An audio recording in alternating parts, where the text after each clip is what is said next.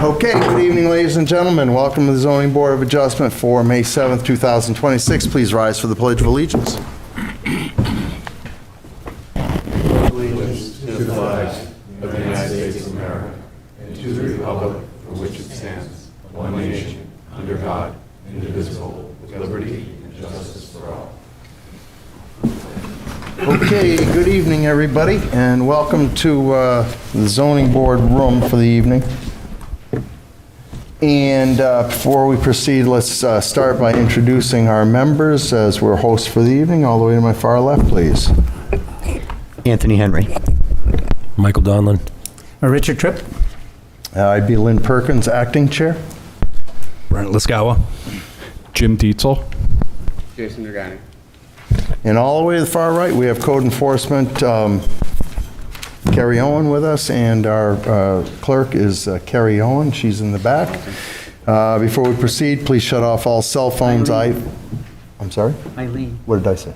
Carrie Owens. I did. I said, didn't I say your name afterwards? Oh, did I really? Well, there it is. I hit my quota for names tonight. Everybody else is in trouble. Just other announcements.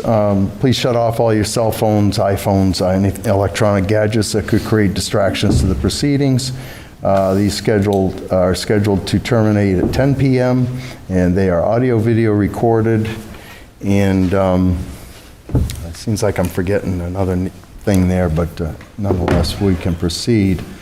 Case of an emergency.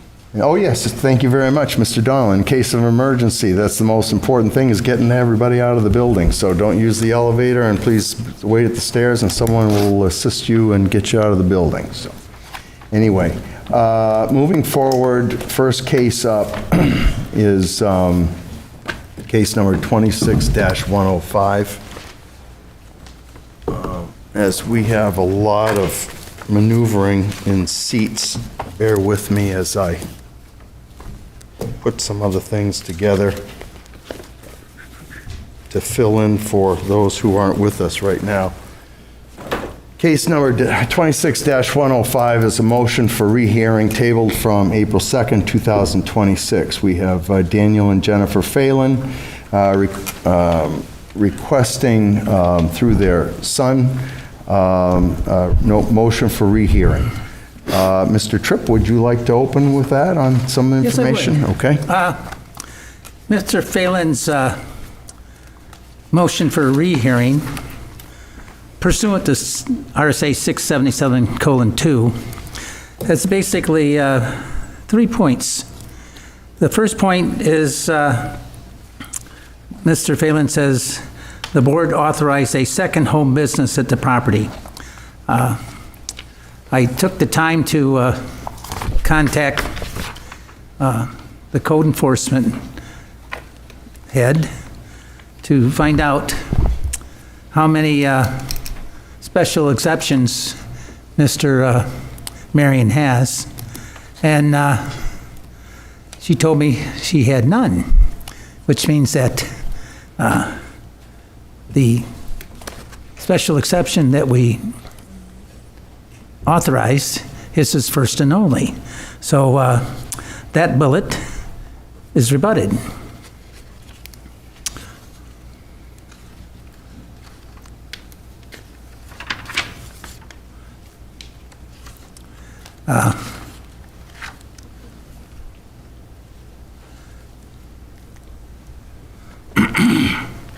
The second point is that the firearm visit does not fall within any of the categories of home business permitted.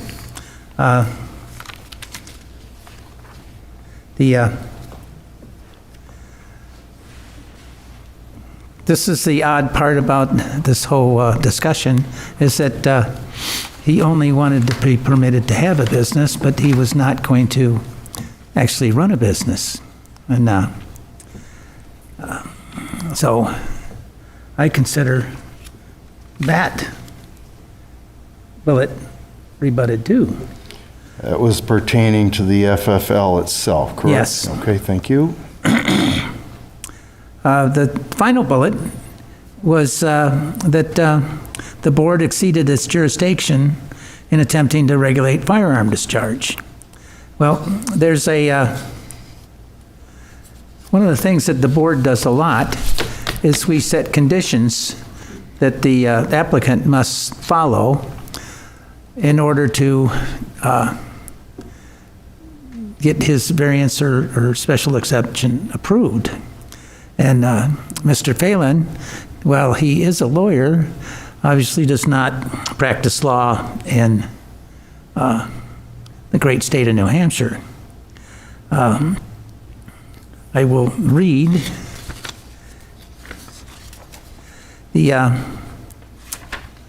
zoning board of adjustment has the ability to attach conditions to any relief that is within the jurisdiction, which means that we, as a matter of practice, set conditions that the applicant must comply with in order to have the variance. And the basis for our being able to set conditions is Michael J. Robinson versus, excuse me.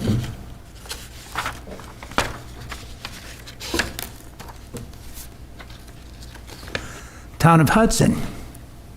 The only condition is that the conditions must be relatable, reasonable, and relate to the spirit of the ordinance in question and the actual use of the land. So, in addition to being able to, I don't know how many conditions we had on that, but I think there were several, one of which was that he was not going to fire any weapons at his house. Mr. Phelan's contention was that we cannot require Mr. Murrin to comply with that. And the thing is, he has to comply if he wants to get approval of his special exception. If he decides that he doesn't want to comply with the requirement that he not fire weapons at his house, then he won't get a special exception. So, 3 contentions, and I believe we have valid reasons for enforcing those. Very good. So, And Mr. Tripp, thank you. Did you find any other information that would justify rehearing in the Phelan application? no. Okay, very good. Just for the record, I've appointed Mr. Dragani to this case and Mr. Donlin as well. Mr. Donlin, do you find any new information in this beyond what Mr. Tripp has specified that would suggest we should rehear this case? Beyond what Mr. Tripp stated, no, sir. Okay, anything else there that's important to you? No, sir. Okay. Mr. Dragani, anything that would stand out for you at this time regarding this case to be reheard? No, I think Mr. Tripp explained it perfectly. Thank you. Very good. Mr. Dietzel, any thoughts? Yeah, I'm going to differ from Mr. Tripp on a couple of matters here. On point 1 about whether there are 2 home businesses operating, that was one I really wrestled with, and I tried to find a legal definition or case law that actually defines what a home business is. We have granted in the past a special exemption, say, for a hairdresser, where the woman actually wanted to set up chairs in her home and do hairstyling there and run the business out of her home. She could have easily, and at the time she did, she was moving the business, have a business downtown and just do administrative duties in an office in her home. Is that a home business? Likewise, is what this applicant proposing, is that a home business when he says that he's not going to engage in sales, whether basically he's doing it just to get a license? And if the answer is yes, then I think whether or not the special exemption is on the construction business or not, I think the construction business is more of a home business than what he's proposing with the gun business. So that would be 2 home businesses. I don't see why it can be considered not a home business just because he didn't get a special exemption that he's required to. So I think that either there are 2 home businesses on the property, or there are no home businesses on the property. If there are no home businesses on the property, why are we giving him a special exemption other than to allow him to get the gun permit? The gun permit is really not a zoning concern per se. So that's where I wrestle with that. Whether or not that's an error on the part of the board or a matter of my opinion differing, well, that's debatable too. I'm going to say that the board made an error and that there would be 2 businesses operating on that property. Second. So Mr. Okay. Dietzel, I just wondered if you found anything here worthwhile that has been presented to rehear this case. If you can modify that a little bit, or if you see yes, some points. I found that this memo presenting the 5 or the 3 objections, in addition, the more of the explanation and my research, that's what changed my mind. I believe that his arguments are convincing that we made an erroneous determination. I'm going to go down a different chute here. Ms. Owen, how do you typically establish a home use business? So that's a great question. It is a fine line definition. So simply registering a home business at a residence without actually having operations, whether it's meeting with clients at that residence or conducting business deals, that is a legitimate business. If you're working from home and you have a home office and you're set up to be able to work remotely, that's not necessarily a home business. If you're parking a work vehicle because you're using it as transportation to and from your residence to your place of business, then I don't classify that as a home business. It's more of a parking space. If we start seeing commercial vehicles or lettered vehicles on a property, one vehicle, okay, if it starts expanding beyond that, then we start questioning what that operation may be. Often, whether or not you have clients coming in and out of the property, often applies to like dental or hairdressers or clergymen or attorneys, and understanding in that light that you've sculpted that if it's somebody that's just commuting and using it in and out, they're not processing, that's typically not someplace that you categorize as a home use business, right? That's correct. In this regard, and this board's going in a little deeper into the weeds than we normally do in these cases, but often what we also find is that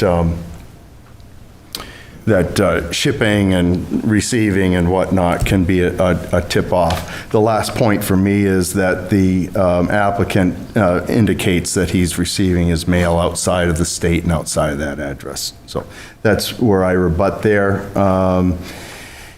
In this case, we have a motion to read. Anybody have any last comments before we move forward? Ms. Dietzel, you all satisfied?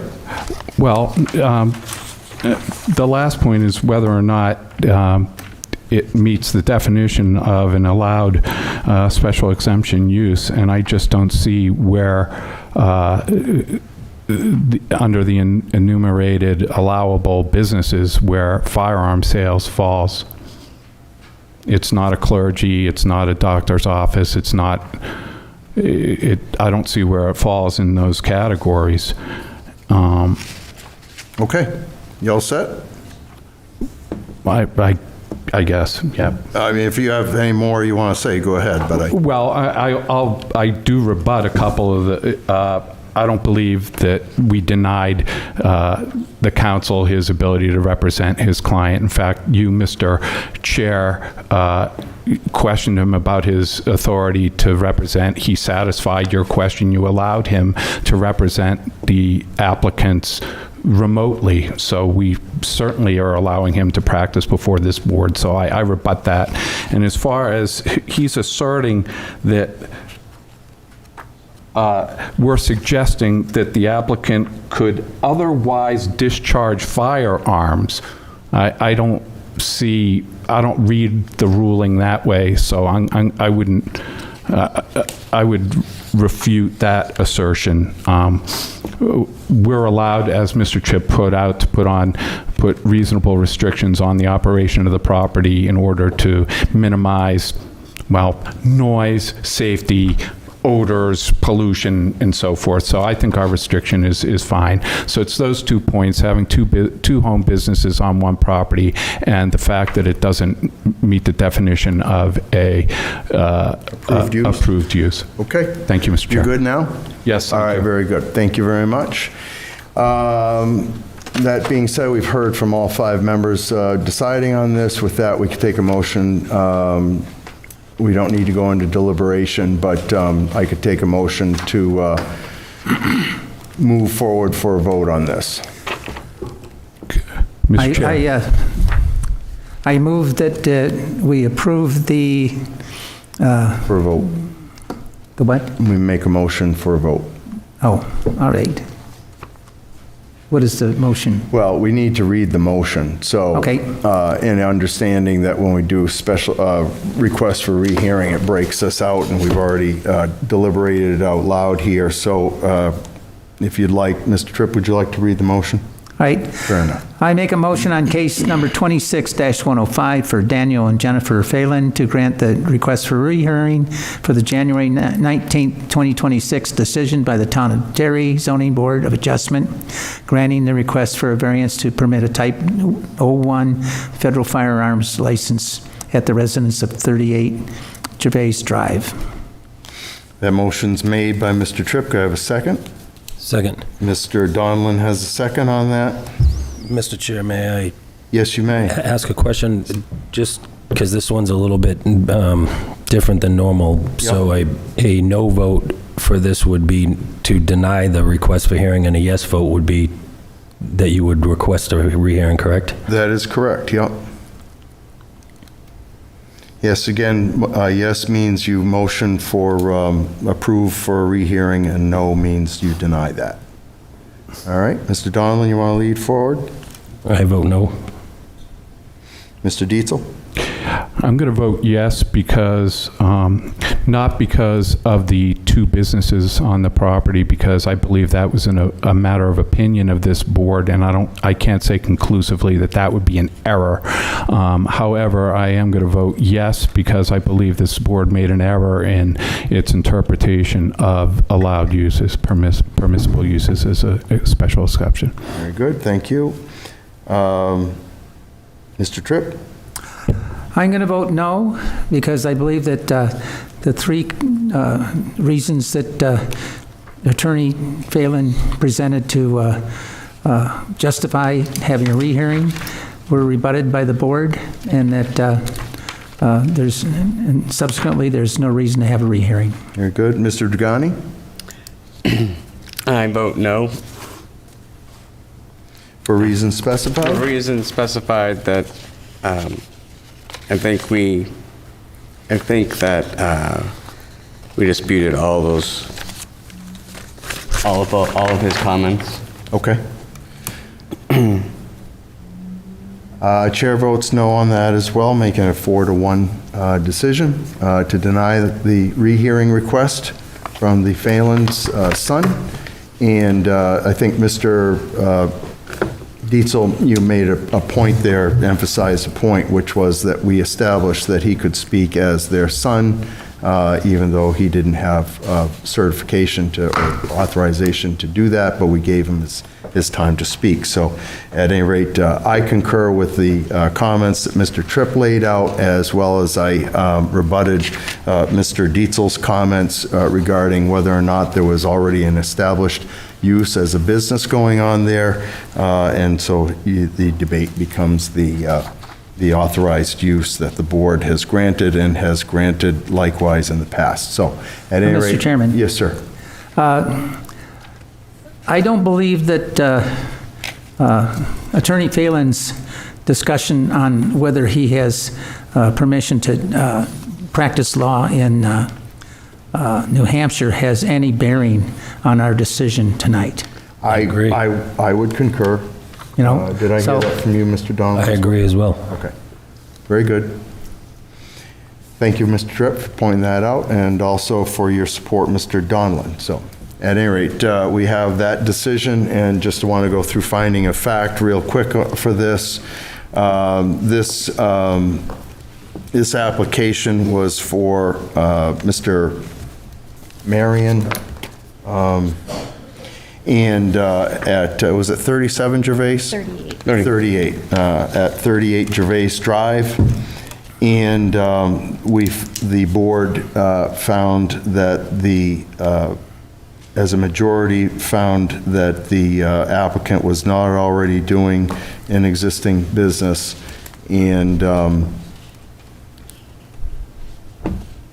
that he was just looking for a location to establish for contact and not for sales as the conditions that the board put on. Anybody else have any rebuttals there? I would like to point out that whether he is running another business isn't really pertinent to the finding of facts. I think what is pertinent is that the zoning board has not granted him a previous special exception to have a home business. Okay. You know, and since that's the case, there can be no double home business permitted by the zoning board. You know, the one that we granted at the previous hearing is the only home business that is permitted at 38 Gervais. At 38, yep. Okay. Does that mean you want to retract, you'd like to retract the comment I made earlier? On the second business, the comment to that, or not? Well, that's, I would say yes. Okay. You know, because the other thing I did is I went to the Department of Secretary of State's business website. Yeah. And Mr. Marion does not have a business registered there either, so. All right. So it sounds like he's just parking a vehicle or equipment. Yes. Very good. All right, noted. We will strike, I'll withdraw the comment on the double business, and we'll stick with your comments, Mr. Tripp. Mr. Donlin, you all set there? Anything you want to add or change? I'm good, Mr. Chair. Mr. Dietzel? All set, Mr. Chair, thank you. Mr. Dragani? Sounds good, thank you. Very good. We will conclude that case is completed, and we're all set. All right. Next case up, I would ask Mr. Donnell and Ms. Alaskawa to sit. We have 24-115. This is a request for extension. 24-115 is the parcel down at the bottom of the hill here at 19 Elm Street. The board heard, was it 2 years ago now? Yeah, June of '24. Okay. Anyway, there's apparently extenuating circumstances regarding testing of the soil. This is a town-owned property, and the request was to put multi-family housing there. And and they are looking for an extension until all those, that testing and all the other analysis can be done. Mr. Donlin, any thoughts here? It's not completely unheard of in a project of this scope to meet delays, especially with environmental testing, and I believe there's mitigation on this property if memory serves as well. So not surprising that it's delayed. It's not unprecedented for us to meet the extension either. Okay. Mr. Tripp? I agree. If the environmental testing or mitigation hasn't been completed, then there's no way that they could comply with building the, 26-unit multifamily workforce housing. Mr. Lascala, I know you're fairly new to this process. Any thoughts from you? No, that I agree as well. I would like to see everything be accomplished, so therefore I believe that this would be justifiable. Very good. Yeah, this property is similar to the Abbott Court. It's a property that the town has taken over and needs to get back on its tax rolls. It's a complicated lot, and so the extension, again, is warranted just to the complexities of trying to find a use for this property. Similarly, just the hardship of it alone to try and find a proper use for it is a challenge. So in this regard, Mr. Dietzel, would you like to read the motion on this? Well, yeah. Would you not like? Well, I just wanted to say that I concur with the other people, and that I Okay. would have actually have been surprised if they had gotten it completed in 2 years, so I'm for the extension. And therefore, Okay, thank you. I make a motion on case number 24-115 for the town of Derry to grant the request for extension. That concludes the reading of the motion. May I have a second, please? I'll second the motion. Mr. Lascala has a second. Mr. Chair, Mr. Donlin? I believe there's multiple variances associated with this case. Should we put it in the motion that we're voting on all four? Yes, good point. Let's add that, Mr. Dietzel, can you amend that on the fly? Yes. That it's applying to, you have the cover sheet from the administration here, Mr. Dietzel? Mr. Dietzel? Mr. Dietzel? Sir? Thank you. Thank you, Mr. Let's go.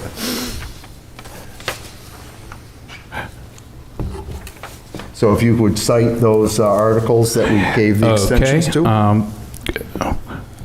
I'll make a motion on the case number 24-115 for the town of Derry to grant the request for extension, parcel ID number 29128, zone MHR2 is presented with the following conditions, and this variance will grant relief as follows. Article 3, Section 165-10, Article 6 and Sections 165-45.b.2.d, Article 6, Sections 165-45.b.2.a, Article 6, Sections 165-45.b.2.e, and Article 9, Sections 165-73. And the variance is subject to the following conditions: obtaining all state and town permits and inspections, subject to the Technical Review Committee approval, and subject to Planning Board approval. That concludes the reading of the motion. May I have a second, please? I'll second that.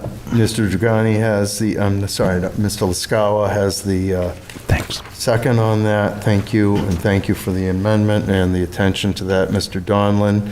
That's seconded. Let me do the finding of fact real quick. This parcel is at 19 Elm Street in Derry. This parcel is owned by the town of Derry. It was previously approved for construction of multifamily housing, and the property has had environmental testing done to make sure that it's properly remedied for that residential purpose. Are there any amendments to the finding of fact?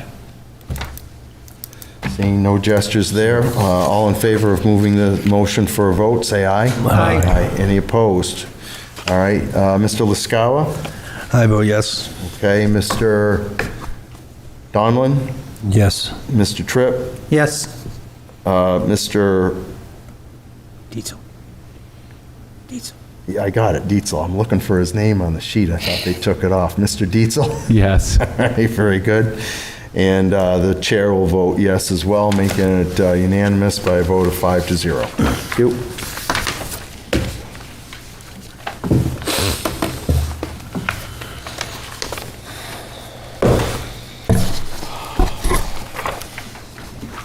Next case up is case number 24-109.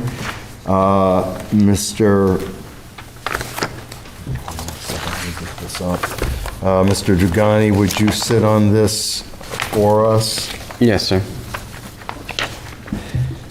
And Mr. Henry, would you sit on this for us? Yes, Mr. Chair. Very good. Mr. Henry, you've seen how the two processes before this went along. You comfortable with that? Yes, I am. Thank you. Okay.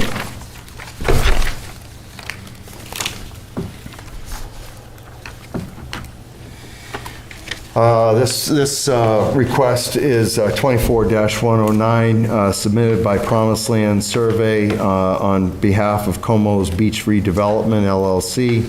It's at 74 Beaver Lake Ave.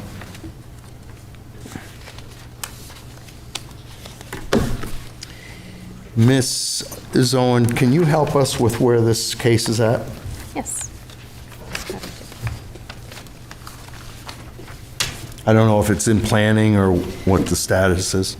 Sure. So we actually had our third TRC meeting on April 10th, 2026. This project had kind of evolved over time with conservation, with the wetlands.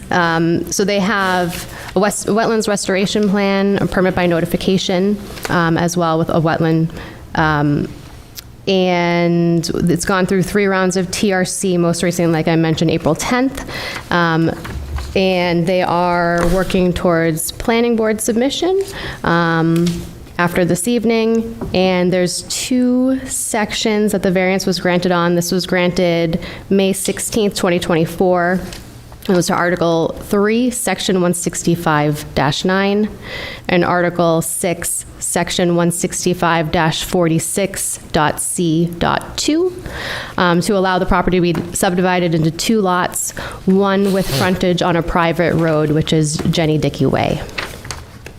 It is subject to technical review committee approval, as well as planning board approval, and state shoreland permits, and municipal waiver of liability is also required to be recorded with the deed. So there's an honest effort to continue on working with this, is that what I'm seeing here? Correct. And per statute, we can grant the extension to 2 years, correct? Correct. All right, very good. Anybody have any comments on that? Mr. Tripp? No, Okay. this is how things happen when you're on a lakefront. All right, very You know, good. we have DES to contend with. All right, Mr. Dragani, any thoughts? I agree with Mr. Tripp. When you're dealing with wetlands and many hands in the pot, sometimes it takes a little bit longer. Very good. Mr. Henry? I have nothing further to add. Thank you, very good. And who did I forget? Mr. Dietzel? Yeah, I agree with what's been said. They're moving it forward. I don't see a problem.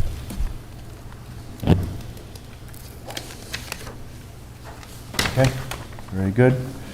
All right, I have nothing further. Mr. Dietzel, would you like to read the motion?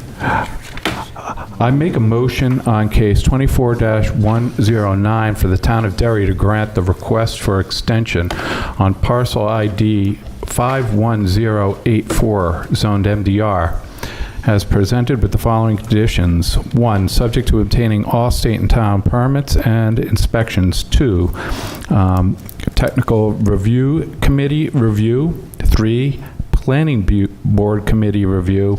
And 7, municipal waiver of liability. That concludes the reading of this motion. May I have a second, please? Second. Would we also add the 2 variances like we did with the other one? Oh, I didn't know there were 2. If you would like to amend that, May I also make a quick comment? I apologize. I would like to refute a comment that I made.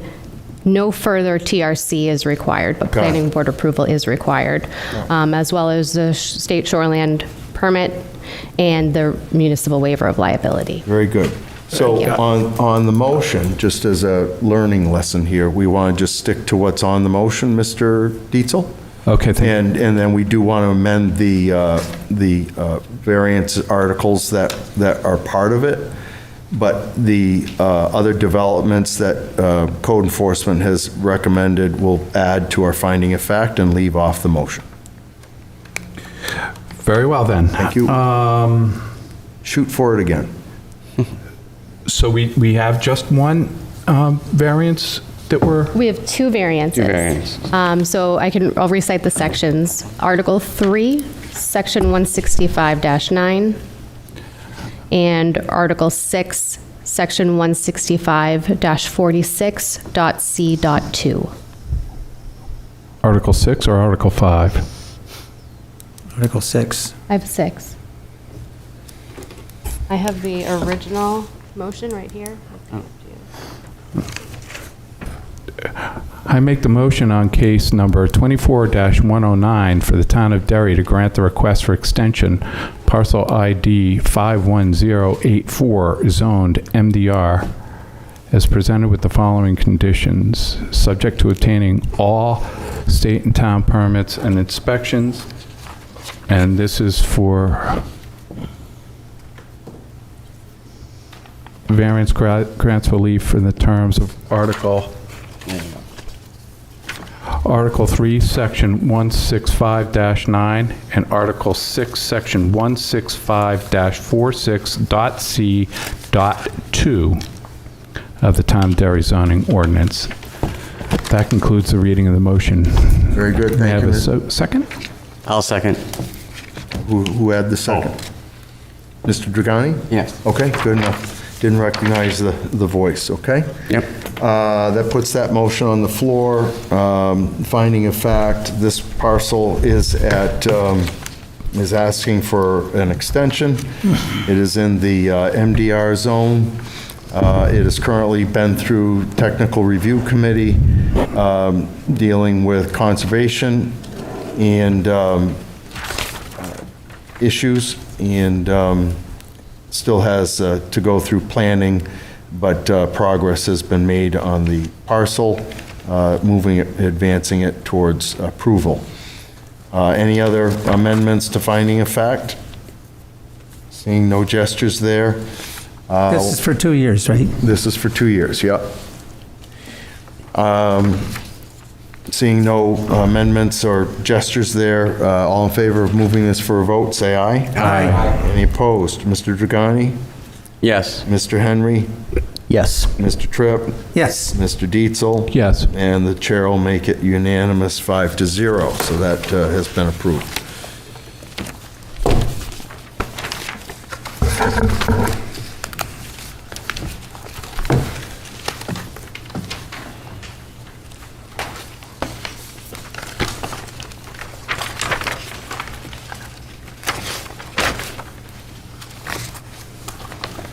Oh, my God. Okay. Next case up is case number 26-109. And that is presented by Edward and Herbert Associations on behalf of Craig and Snow Bono.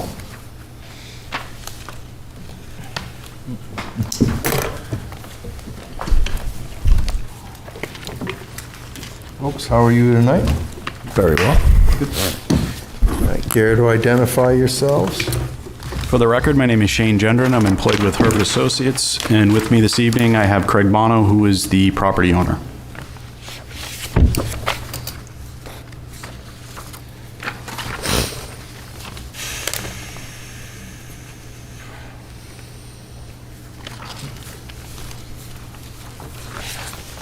Folks, a lot of moving pieces tonight.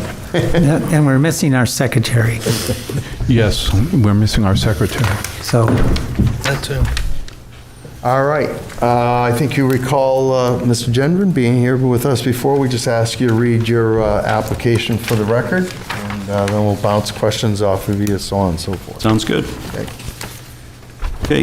The variance is not contrary to public interest because it's an area of Central Street that is predominantly residential, multifamily use. Therefore, the proposed use would be in keeping with the area. Construction of townhomes is inappropriate for the area, and the increased front setback is appropriate for this residential use. Surrounding lots have purely residential uses, and therefore a variance on the commercial requirement for this lot is appropriate. The applicant has been working closely with town planning, engineering, and DPW departments to design a desirable project that provides the most benefit to this neighborhood. 2, the spirit of the ordinance is observed because the ordinance allows for residential usage on the upper floors, and the residential usage is in keeping with the area. None of the surrounding lots will be negatively impacted by the increase of the front setback, and the rear and side setbacks will be met. There will be no impact to any of the floodplain. 3, substantial justice is done. The use being proposed would allow the property owner reasonable use of the property consistent with other properties in the area, increasing the front setback, better separation from surrounding properties. 4, the values of surrounding properties are not diminished. The area would be cleared of a dangerous, unsightly, fire-damaged building, and new construction of townhomes, residential units would be in keeping with the area and would raise the value on the subject property, in turn raising surrounding property values. The applicant has been working closely with town planning, engineering, and DPW departments to design a desirable project that provides the most benefit to this neighborhood. 5, no fair and substantial relationship exists between the general purpose and a specific application of this property because trying to conform to the zoning would be difficult as the lot is unique in shape and configuration and does not make it conducive for commercial use. It is surrounded by residential properties and makes this proposal in keeping with the neighborhood.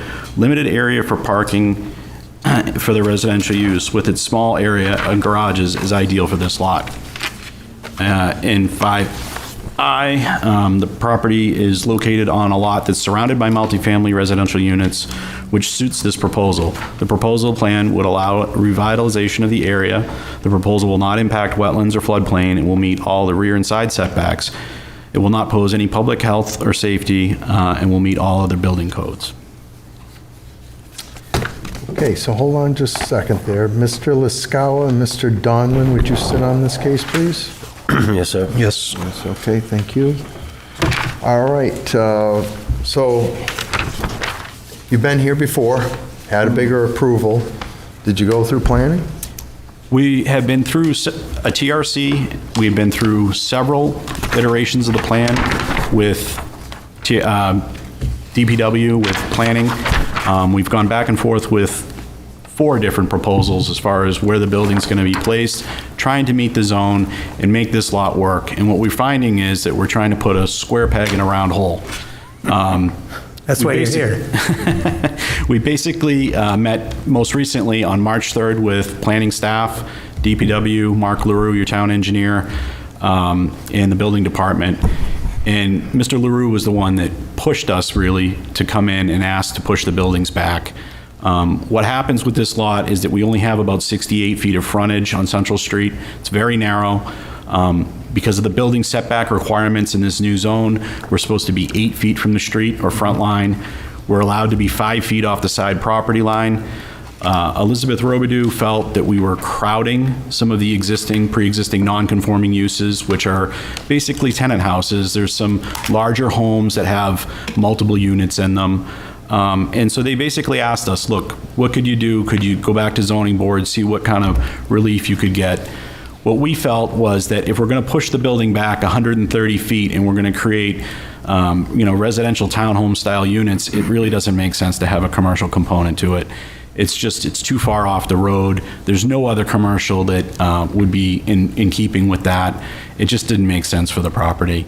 We presented this to the staff. They agreed. They thought this was the best use of the property. They thought this was the best layout that my office had proposed as far as this property is concerned. And that's why we're here this evening.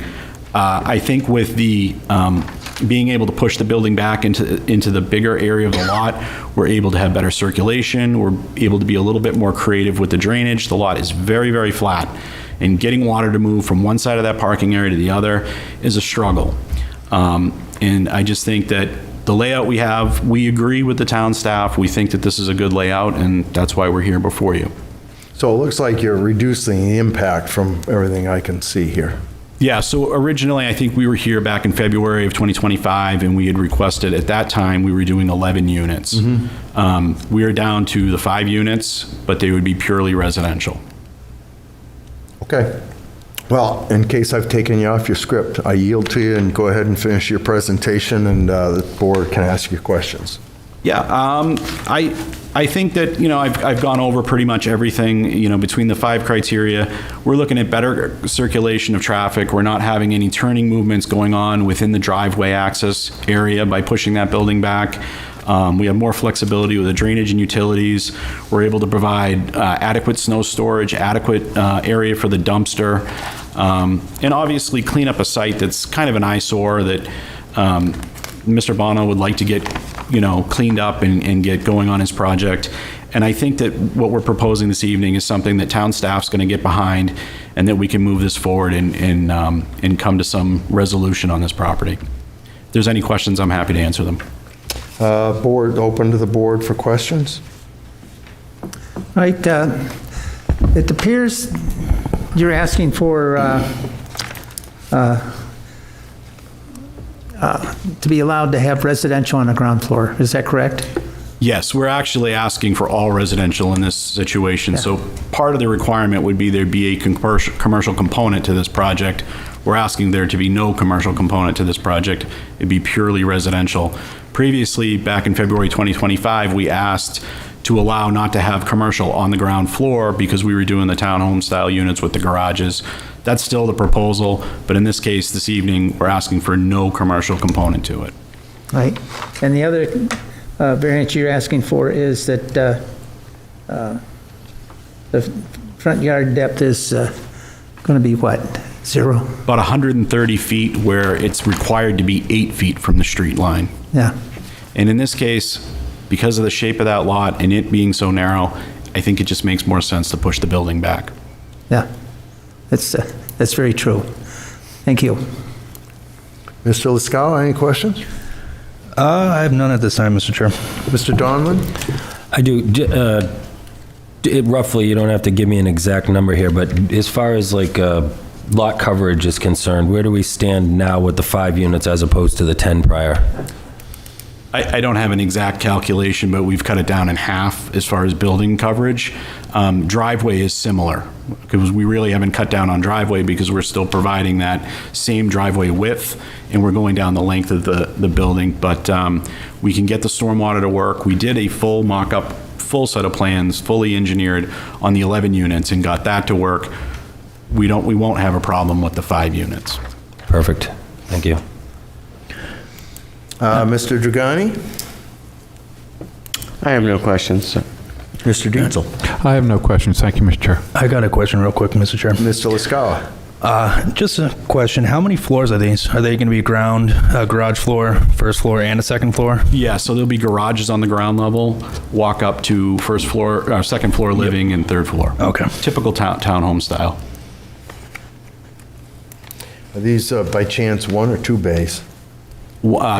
Single bay garages, but we have on the plan, as you noticed, offered some additional parking We're not required to because the state has changed the parking regulations for residential units down to 1. Yep. So we cover with the garage, but Mr. Bono's planning on maintaining this property and probably renting the units, and he would like to have an attractive project that has ample parking for his residents.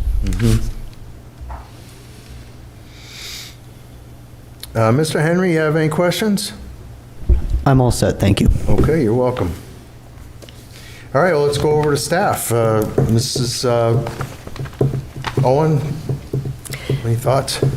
Thank you. It was a very well-stated presentation. As we know, the applicant's seeking approval to raise the existing non-habitable structure. It was destroyed by a fire, and construct 5 residential townhouses on the property, which will not include mixed-use commercial component and will be located greater than 8 feet from the property line. So there's 2 variances being sought this evening. Property is located in CBD district, which requires an 8-foot maximum front yard setback. The proposed structure, as we're aware, is being proposed to be approximately 130 feet setback from the front property line at its closest point. So the first variance request is to Article 6, Section 165-3.c.4. The second variance being requested is to Article 6, Section 165-33.b.5.b.3i, which permits multi-unit residential uses as mixed use in conjunction with permitted non-residential uses. So it prohibits residential below the second floor. As the applicant stated in the presentation, there will be residential living via garage on that first floor level. So variance is being requested to that provision. The property is serviced by municipal water and sewer. If approved, the proposal will require technical review committee, as well as planning board site plan approval. They'll review items like lighting, parking, landscaping, drainage, and architectural design review as well. Beyond that, if it's approved this evening, appropriate permits and inspections are required. And there's also pictures on file as well. Thank you. All right, anybody have any questions for code enforcement? All set. Gentlemen, have anything else you want to share with us? If there's any other questions from the board, I'm happy to answer. Otherwise, I think we're good.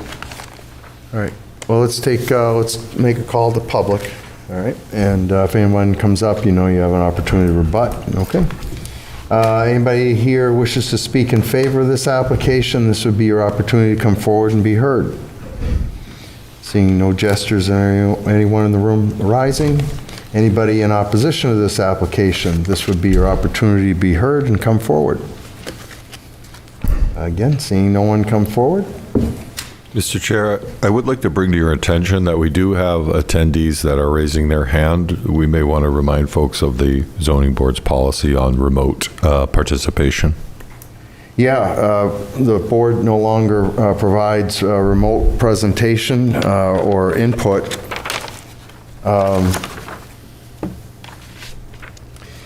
I can, whereas there are people there, but we still have a URL on there and an enter meeting. I suppose that's just for people who want to view. Is that correct? It is, Mr. Chair. There are other ways we can view, and perhaps we could discuss that inclusion offline sometime. All right.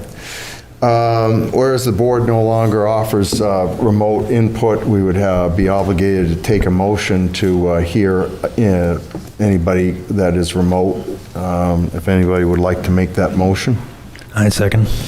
No, somebody needs to make the motion first. I'll make the motion to hear remote testimony or questions. Common mistake, Mr. Lascaux, but you're welcome to second now. Sorry, I second that. All right, any discussion on remote input? All in favor, say aye. Aye. Any opposed? I say no. You say no? All right, that's 4-1. One of the things we'll have to realize here is that sometimes we won't be able to verify who the people are, for sure, and so we need to ascertain whether or not the individuals speaking are truly aggrieved by any decision this board would make versus just after we take their commentary. So, Mr. Preventer, if you'd like to guide these folks in, we're welcome to hear them. Yes. At this time, the number is reduced to 1.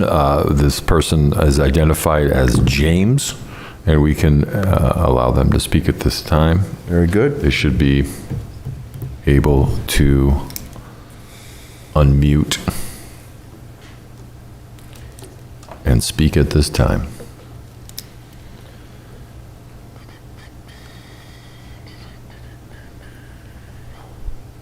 Hello? And it appears they have lowered their hand Okay. and chose not to speak. All right. Very Now good. they've raised their hand.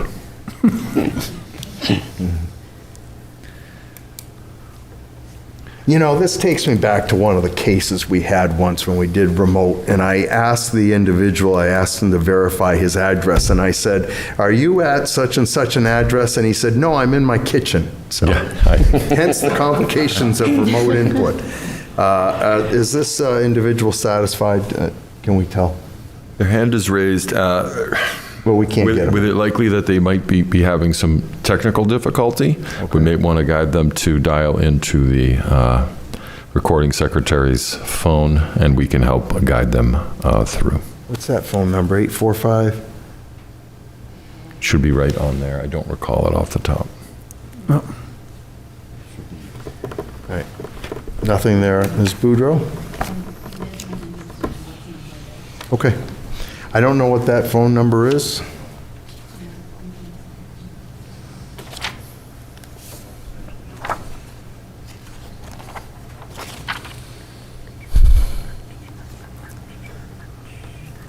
Do we want to reconsider taking public? We'll just, let's square this up and we'll move along.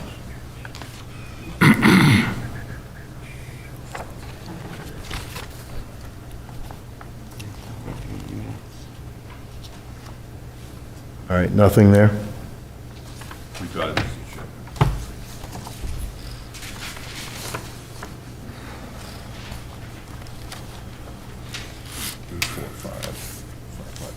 Thank you. All right, whereas the board has motioned and made a decision to allow public input, we'll give them 1 minute, and that is the gentleman online that keeps raising his hand. If you're having technical difficulties getting in, you can call 845-5585. He's got his hand raised. Is it, what It was is it, number 9? currently raised at this time, Mr. Chair. Was it number 9 he presses to get in, or? I believe this individual is not dialed in by phone, but if he were, that would be *9 to I raise see. your hand, and Okay. *6 to mute or unmute. There should be a mute button at the bottom of his screen, Okay. or it could be at the top, but either way.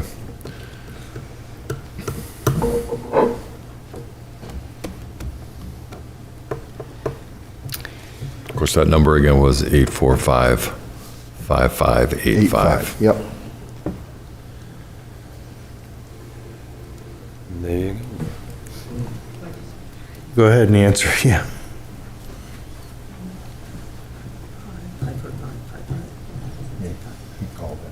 I know.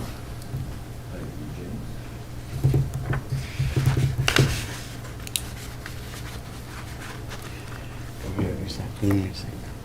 Everybody use that theme music. You know, you're reading the clock.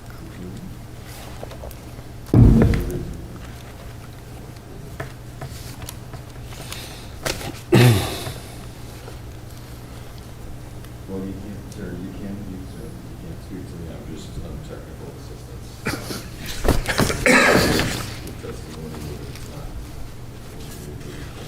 Let's.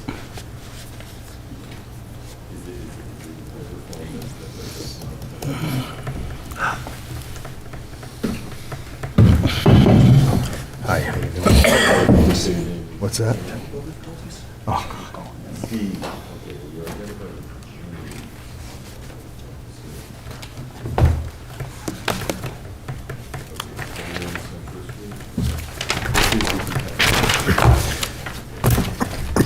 got copies of that? Do you have copies of these, or you need these? We all set, Mr. Fincher?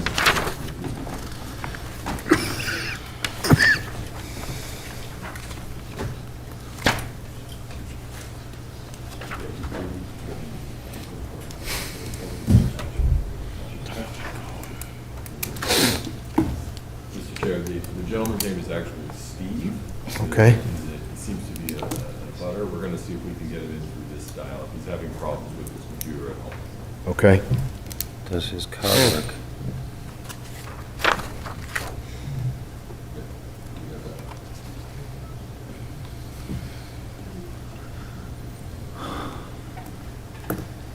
Sorry.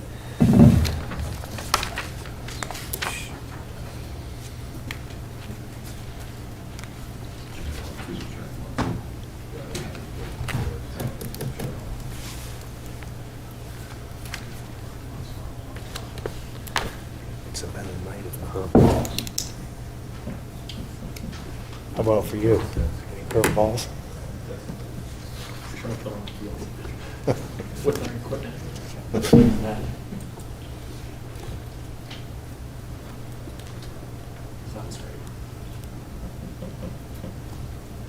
By any chance want to just take your hat off, would you? You wouldn't by any chance want to take your hat off? All right? Okay.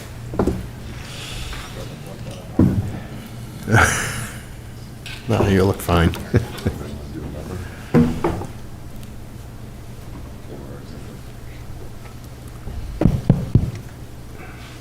We're trying to get someone in that raised their hand, and I don't want to.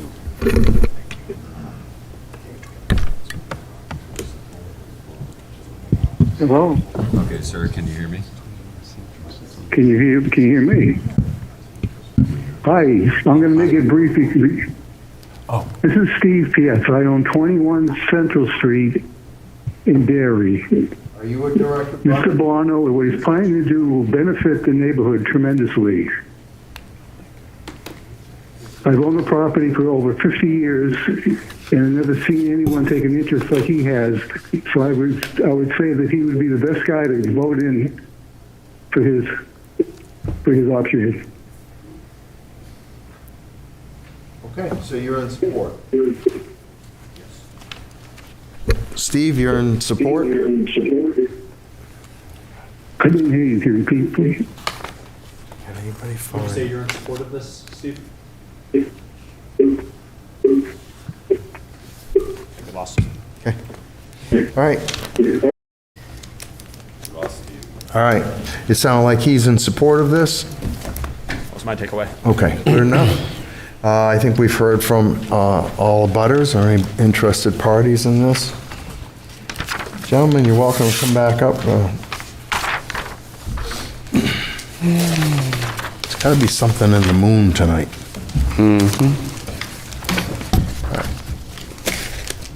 So any last comments before we move forward? Nope, if the board had any questions, we're happy to try and answer them, but otherwise, I think we're good. There's a difficulty with the zone and in complying with what you're wanting to do, with the nonconformity and the time that it evolves. How old was the house that's there? 200 years? Yeah, oh yeah. Victorian? No, No? no, just a typical colonial type of house, single story. It's been there for 10 years in its condition? No, we're probably on year 3.5. Oh, it has only been that long? Yeah. Oh, seems like it's been there forever, burned out. It seems like that to me. Yeah, yeah. Well, it's certainly a safety hazard, and the modification that I think that you've asked for seems a little less impactful. I was impressed with the first presentation a year ago, and the way you were trying to fit this in, so, and I can relate to the square peg in the round hole thing, so. I think all the board is all set? Yes, sir. Okay. We've heard from public, we've satisfied that statute, therefore we can take a motion to go into deliberation. So moved. Second. All in favor of deliberation, say aye. Aye. Any opposed? Okay, so, I'm on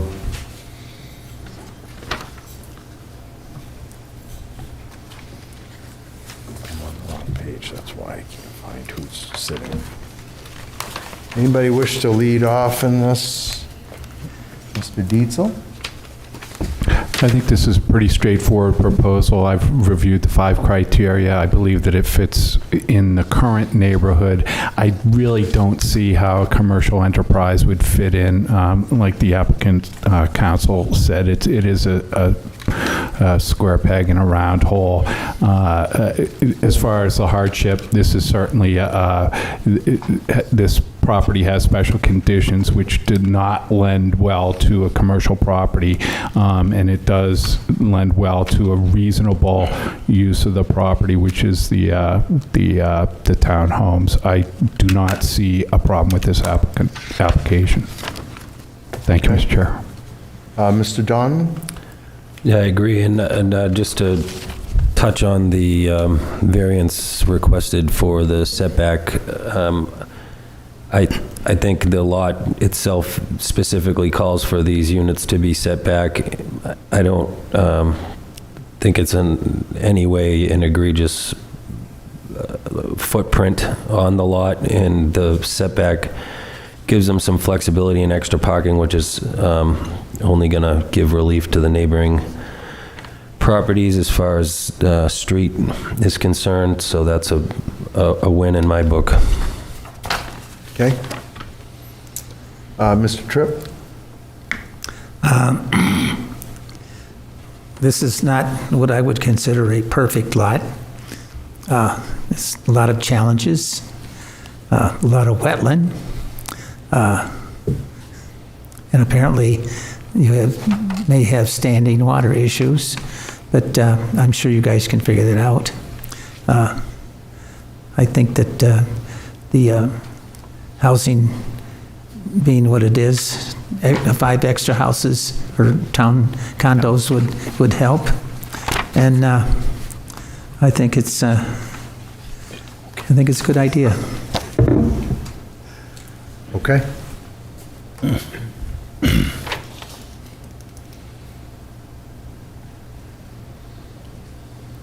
Mr. Laskawa?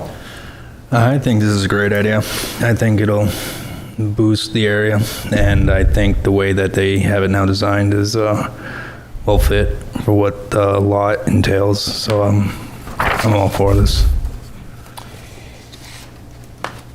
Yeah, I like for myself, I like the reduced impact, even though it's conflicting with the non-commercial use requirement that's established in this district. I think it's just difficult, which is why this board is a relief valve to be able to, kind of see in a more finite way aspects of the geography or just the historic aspects that don't quite keep up with the zoning requirements that we have. So overall, I like the plan. I like the reduced impact, and I think it's a good fit in there. It's actually going to be kind of concealed, so I don't see any conflicts with it. I think greater than that is the fact that staff has worked with the owner.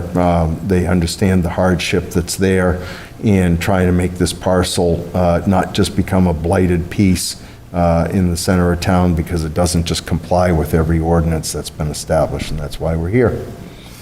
Other than that, I have no other commentary. We have, subject to obtaining all state and town permits and inspections, and subject to technical review committee and planning board site plan approval.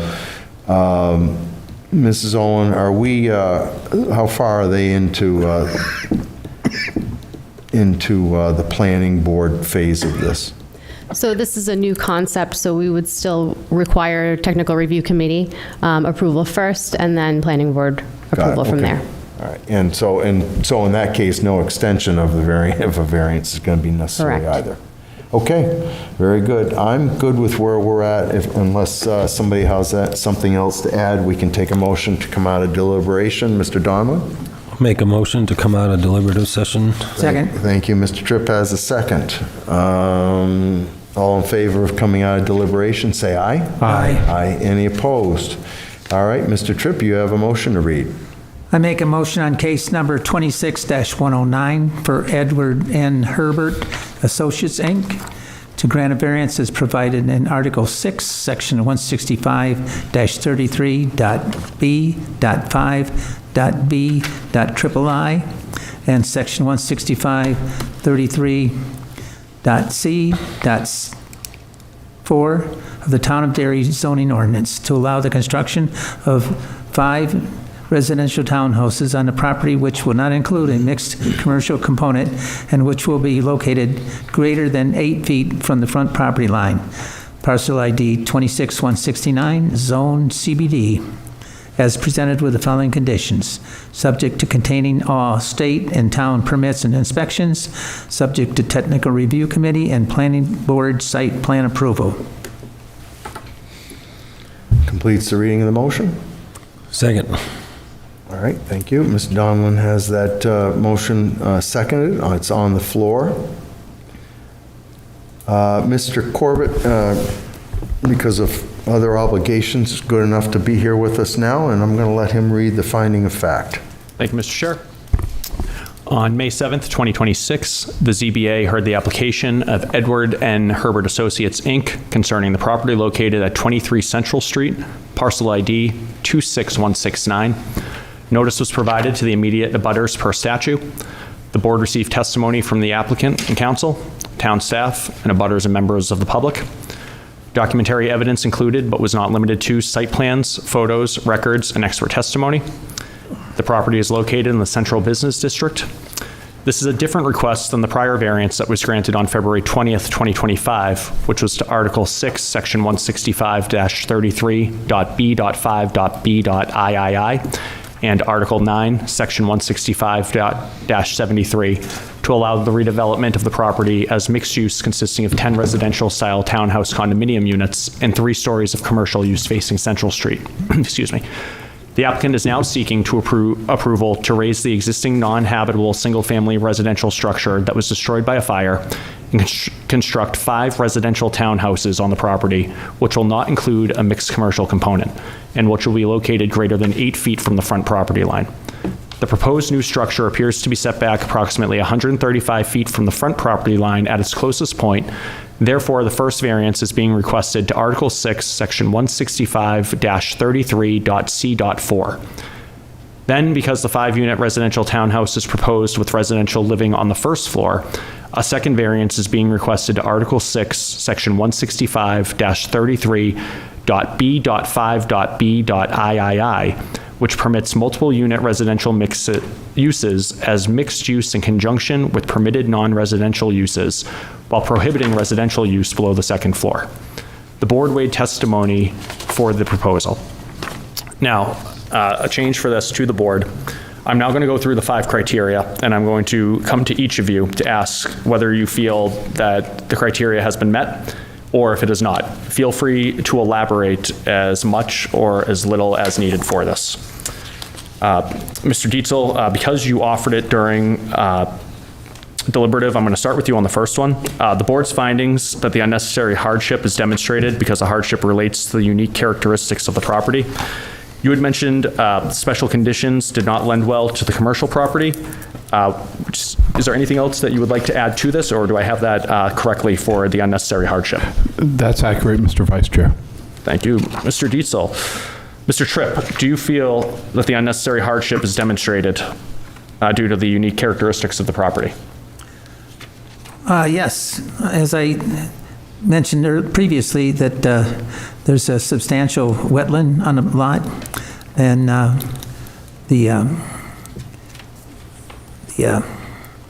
which it reduces the what can be done with the lot.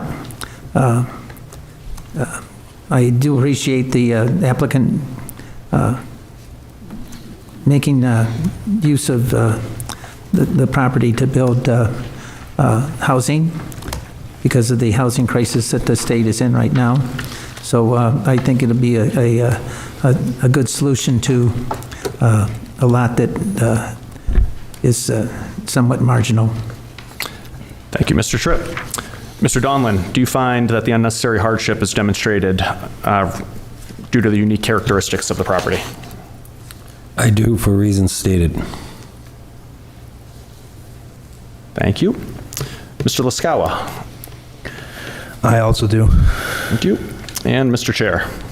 Yes, I feel that the hardship exists because of the nonconformity of the lots in those districts to begin with, and restoration, the needed restoration without abandonment is necessary for this approval. Thank you.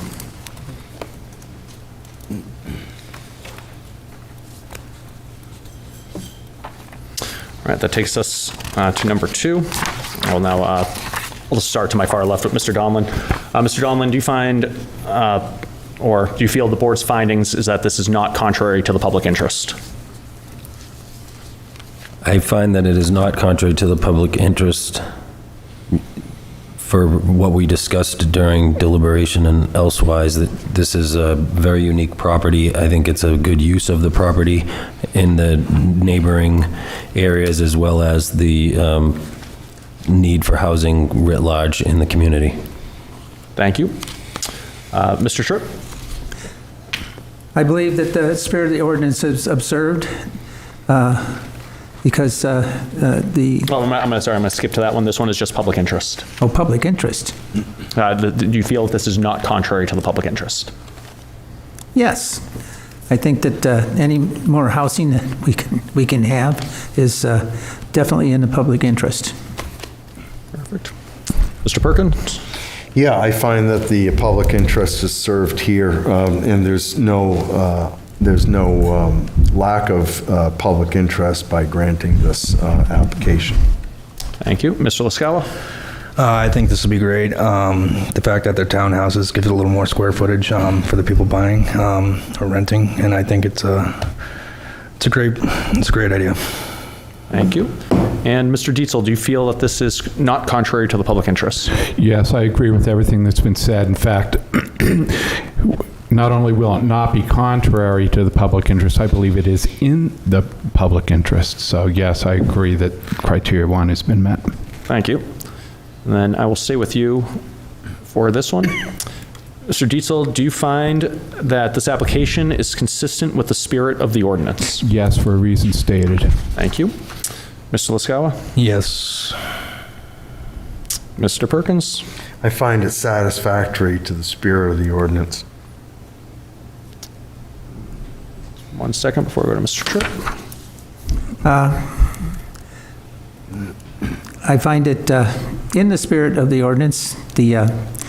I think having to make this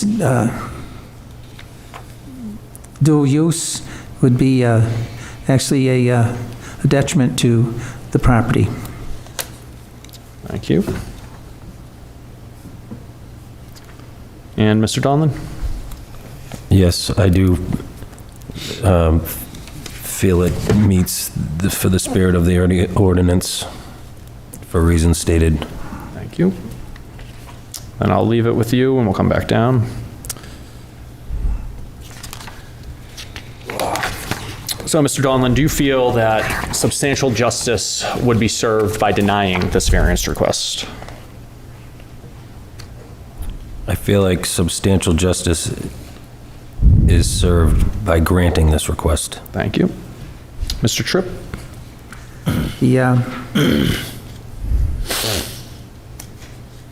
I believe that substantial justice would be done by granting the ordinance, as it takes a piece of property that has been at a burned-out hawk for a year and replacing it with 5 condos. Is it condos? Townhouse. Townhouses. All right. Thank you. And Mr. Chair? Yes, substantial justice is being served here. It allows the reasonable use of the parcel in the same community that there's already similar properties existing in. Thank you. And Mr. Laskawa? I agree. Thank you. And Mr. Dietzel. I agree. I believe there's very little or no loss of the public, but there would be a significant gain for allowing the applicant reasonable use of this property. Thank you. All right, and then Mr. Dietzel, I'm going to stay with you for the last question. Do you feel that the applicant has adequately demonstrated that surrounding property values will not be diminished? Yes. I see no evidence whatsoever that the surrounding properties will not. In fact, if anything, they'd be enhanced, in my opinion. Thank you. Mr. Liscawa? Yeah, I was going to say the same thing. As if anything, it's going to bring them up. Thank you. Mr. Chair? Never thought I'd be the one to say this, as someone else on this board said it, but rising tides lift all boats, and I think that's certainly the case here. That's a nice homage there. Mr. Tripp? I believe it's, like I said previously, anything that replaces the burned out hulk is probably better than nothing. Thank you. And Mr. Donlin? I believe the surrounding properties will not be diminished. In fact, I believe the values will go up. It's for reasons stated, specifically the fire damage building as removal in new houses or townhouses being built. Excellent. Thank you all. And that concludes the finding of fact. Does anybody have any additions that they would like to make prior? Nope. Seeing no gestures there. All in favor of moving this motion for a vote, say aye. Aye. Any opposed? Seeing none. Mr. Dietzel? Yes. What say you? Yes. Mr. Tripp? Yes. Mr. Donlin? Yes. Mr. Liscawa? Yes. And the chair will make it unanimous by a vote of 5-0. So congratulations, gentlemen, on your modification. Sorry to take you through the painful steps, but those authorities above us, this is what they'd like to see us try and do. Thank you very much. All right, very good. Have a good evening. You too. Thank you. Good luck.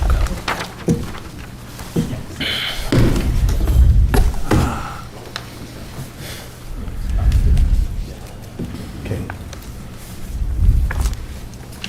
You need a few minutes? What's up? You need a few minutes, or you're all set? I think I'm all right. You need a few minutes? Sure. We're going to take 5, okay, gentlemen? Mr. Venture, let's give us 5 minutes. Yes, Mr. Chair.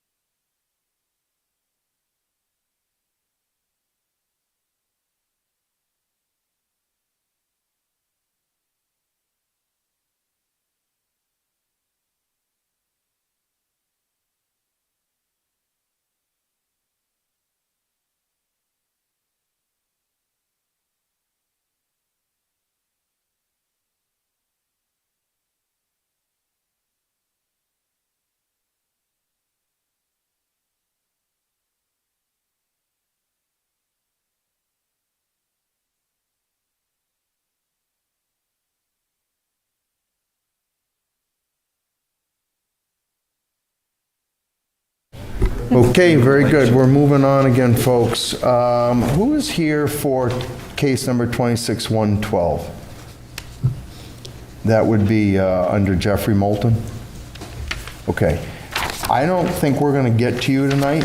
You're welcome to stick it out if you'd like, or we can motion to table you to the next meeting. Whatever the board's pleasure. I've been asked to come here and face the Jeffrey Moulton, and we were told ahead of time we probably wouldn't get to it. Okay. All right, well, let's motion and give you excused, and then we can get you back on the next meeting, okay? Instead of having you sit around for another hour and a half. Mr. Chair, I'll make a motion to table case 26-1112 to our next meeting. Very good, thank you. Second. Second by Mr. Tripp. All in favor of that, say aye. Aye. Any opposed? Very good. You're excused. You guys can take off. Mr. Lannon, are you here? I can give you the same courtesy if you'd like. It'll be cutting, but I'm thinking you won't get heard tonight. If you'd like us to give you the extension now, we can, and you can be dismissed to the next meeting. Your call. Is it 2 weeks? Yes. Yeah, table. All right, very good. So case number 26111, Mr. Corbett? I'll make a motion to table case 26-111 till the next meeting. Very good. Second. Second by Mr. Tripp. All in favor of tabling that case, say aye. Aye. Any opposed? Very good. We'll see you folks in 2 weeks. All right, let's get back to our regularly scheduled program. We've got case number 26-107. We have some housekeeping rule stuff to take care of before we go any further with this. All board members had the prior application before it. Mr. Donlin, you are sitting on this with us. Yes, sir. And we had the prior application from, I think, almost a year ago. And we need to review to make sure that the board is, how the board feels relative to the material information of this case versus the prior. The prior application was stated for a wall cabinet, channel letters, Delahunty channel letters, pylon sign 156 inches by 60 inches, and an inclusive 3x5 full-color LED electronic messaging center.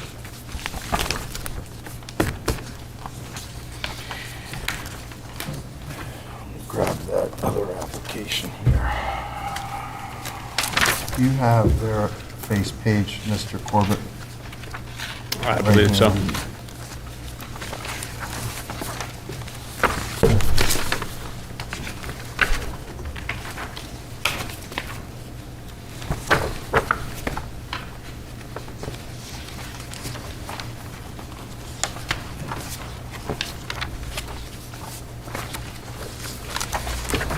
Hang on a second. I was looking for the face page on that, on this current application. Does anybody happen to have What's the it? face page? The face page would look like this. Yeah. You have that right there? Yeah, right there, that's it. Perfect, thank you.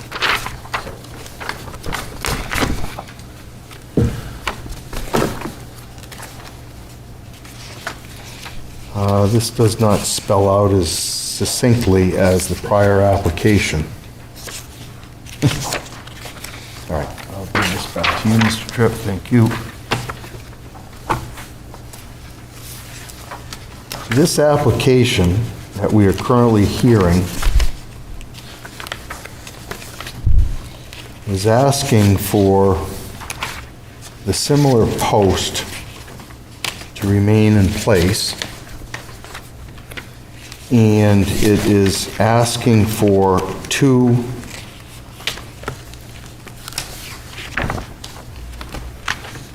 wall cabinets. Mr.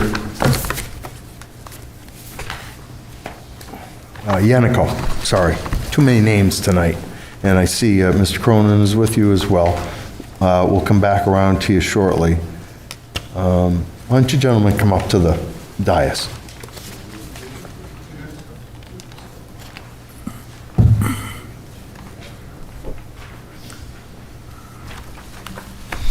I'm reading from the original application. However, that would be inaccurate because I believe in the prior case you had made some amendments to your application during the hearing. This goes back to last July, right? That is correct. Okay. Can you refresh my memory as to your revisions that you had that the board finally decided on? In it last July? Yes. Maybe. Maybe, yeah. So the revisions I think we made at that point were, if memory serves correct, the electronic reader board at the time, the town ordinance or the state ordinance, whatever it's referred to, had it changing no more frequently than 7 seconds. I'm going to plead 7, 8, 6. I don't know the answer to that. I had made an offer at that point, or a revision at that point, that I wouldn't change it. I made a concession that I would change it no less than 5 minutes. That was a major change, I believe, at that point. I believe I made a change that the electronic reader board would shut off at 9 o'clock at that time.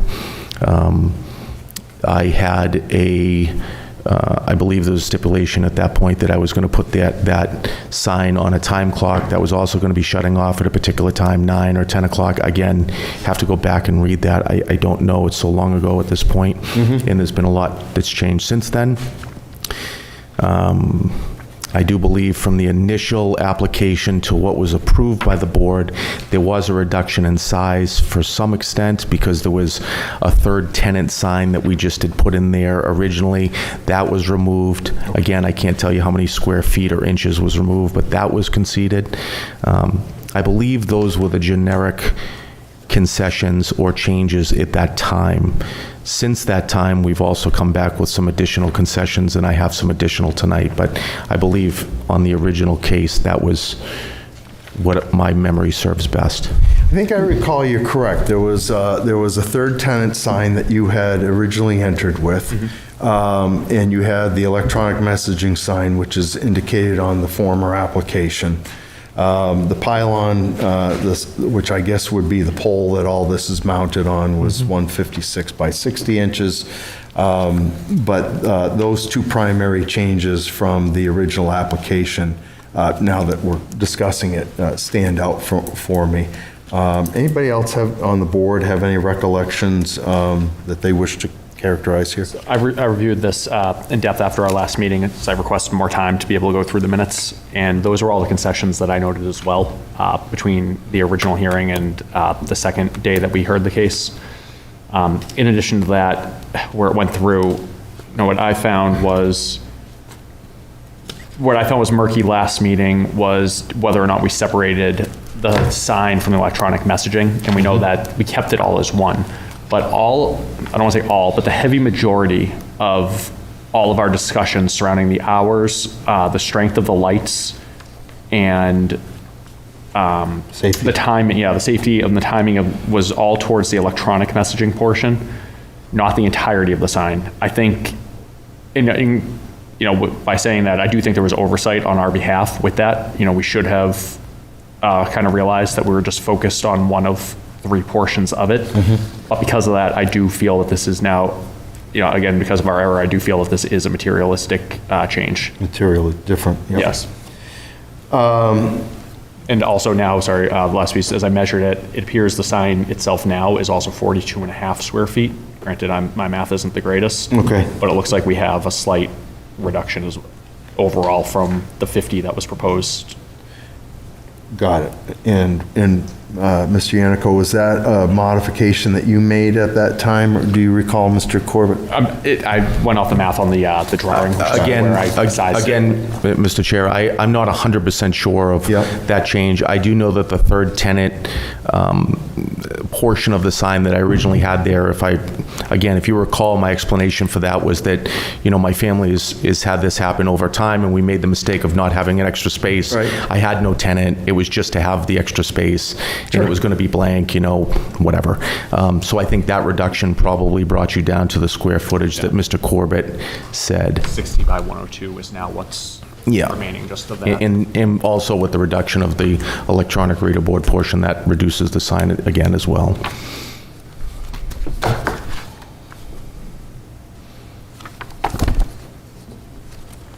So to answer your question in general terms, since the initial application till today, it's significantly changed in sizing, smaller. Right, because the electronic reader board is now gone. It is gone, yeah. Okay. Mr. Tripp, to what we've been discussing, how do you feel on this current application and the testimony that's been given so far? Is there a substantial difference here in your view for this application presented versus the one last year? As Mr. Corbett said, the original meeting, we definitely got sidetracked on the electric messaging sign. And there's hardly any discussion on the remainder of the application. I believe that since the sign, the electric messaging sign is no longer part of the application, that should, if we accept the application, should make it a lot easier to go through the 5 criteria? Yeah, the 5 criteria. Okay. Mr. Donlin, as you sat on this, on its first evening, this current application, and I think you were here for the prior or have seen the original face page of the application, what are your viewpoints on this matter? I agree that the lack of the electronic reader board makes this substantially different, this application tonight, and it's substantially different relative to the prior request from a year ago. Okay. Mr. Dietzel, your thoughts here? You asked for recollections. As I recall, you asked, I think you asked me, you asked all the members, whether you objected to just the electronic portion of the sign or the sign altogether. And I think I was wishy-washy because I wanted to discuss it more, and I said the whole sign. But then, like Mr. Corbett said, we sort of focused on the electronic portion, and I don't think we really deliberated or focused on the sign as its entirety. So I agree with what the others said. This is different in that it does not include the electronic messaging portion. It's just the sign itself, and I think this warrants a new hearing. Okay. And I will say that, I think I recall asking specifically to one of the abutters, their objection to this, and we tabled the meeting specifically to have information relative to the impact of the electronic messaging sign, and that became a primary focus. That outside of that, the questions that went on in that hearing in 2025, I think my feeling is that the initial application that's being asked for now honors and respects the higher court's rulings on the matter, and this is substantially different and similar, but substantially different to warrant the process and the testimony that we've allowed to be presented at this point. So I'll just ask for a quick motion on that, that the board, that the board approves this application as different from the prior application in 2025. You want to move that, Mr. Tripp? So moved. I'll second. Mr. Corbett, all in favor, say aye. Aye. Any opposed? Very good, no one opposed, all right. So let's proceed on with this hearing on this case. Gentlemen, do you have anything that you'd like to, we heard some good ideas. We heard, and good dialogue at our last meeting. Do you have anything that you'd like to suggest or open up with? Yes, I would. And for the record, I'm Chris Drescher, counsel for the applicant, and with me as well as you saw in the audience is John Cronin. Yes, Mr. Chair, thank you. I think when we tabled the meeting last time, and I'm not going to belabor any of the testimony we've already put in, I'll simply say I defer to the testimony that's already on record. But I think the biggest discussion was lighting as we were sort of ending the last meeting. Specifically, the abutters addressed or put forward concerns about certain lights, specifically one that's off the top of my head were the lights that were shining up at, I guess, what was once a church steeple. We'll just say those lights have been there for 27 years, but my client went ahead and removed those. He's turned off the lights at night. He's doing his best working with code to try to strip the sign down until we can hopefully legitimize what we're trying to do here tonight. But something that my client showed up with here tonight that I thought was very helpful, I think would be very helpful for the board, is these are just multiple copies, but just 2 single pieces of paper, and I'll be happy to hand them to you, or is that the process? I'm not. Do you accept those, Mrs.? All right, so I'm going to take one from each of these just so I can talk about them. Thank you so much. So what's being handed out are 2 pieces of paper. This first one here, they don't have titles at the top, but you'll just see that there's some instructions about turn on and turn off. And what this is he has reached out to, I guess, an electrician who has provided us with some technology and evidence of that technology that can demonstrate that these lights can be on a timer and they can be turned off. The second page here, which offers up a grid of times of the day, is when is sunrise, sunset, Thank you.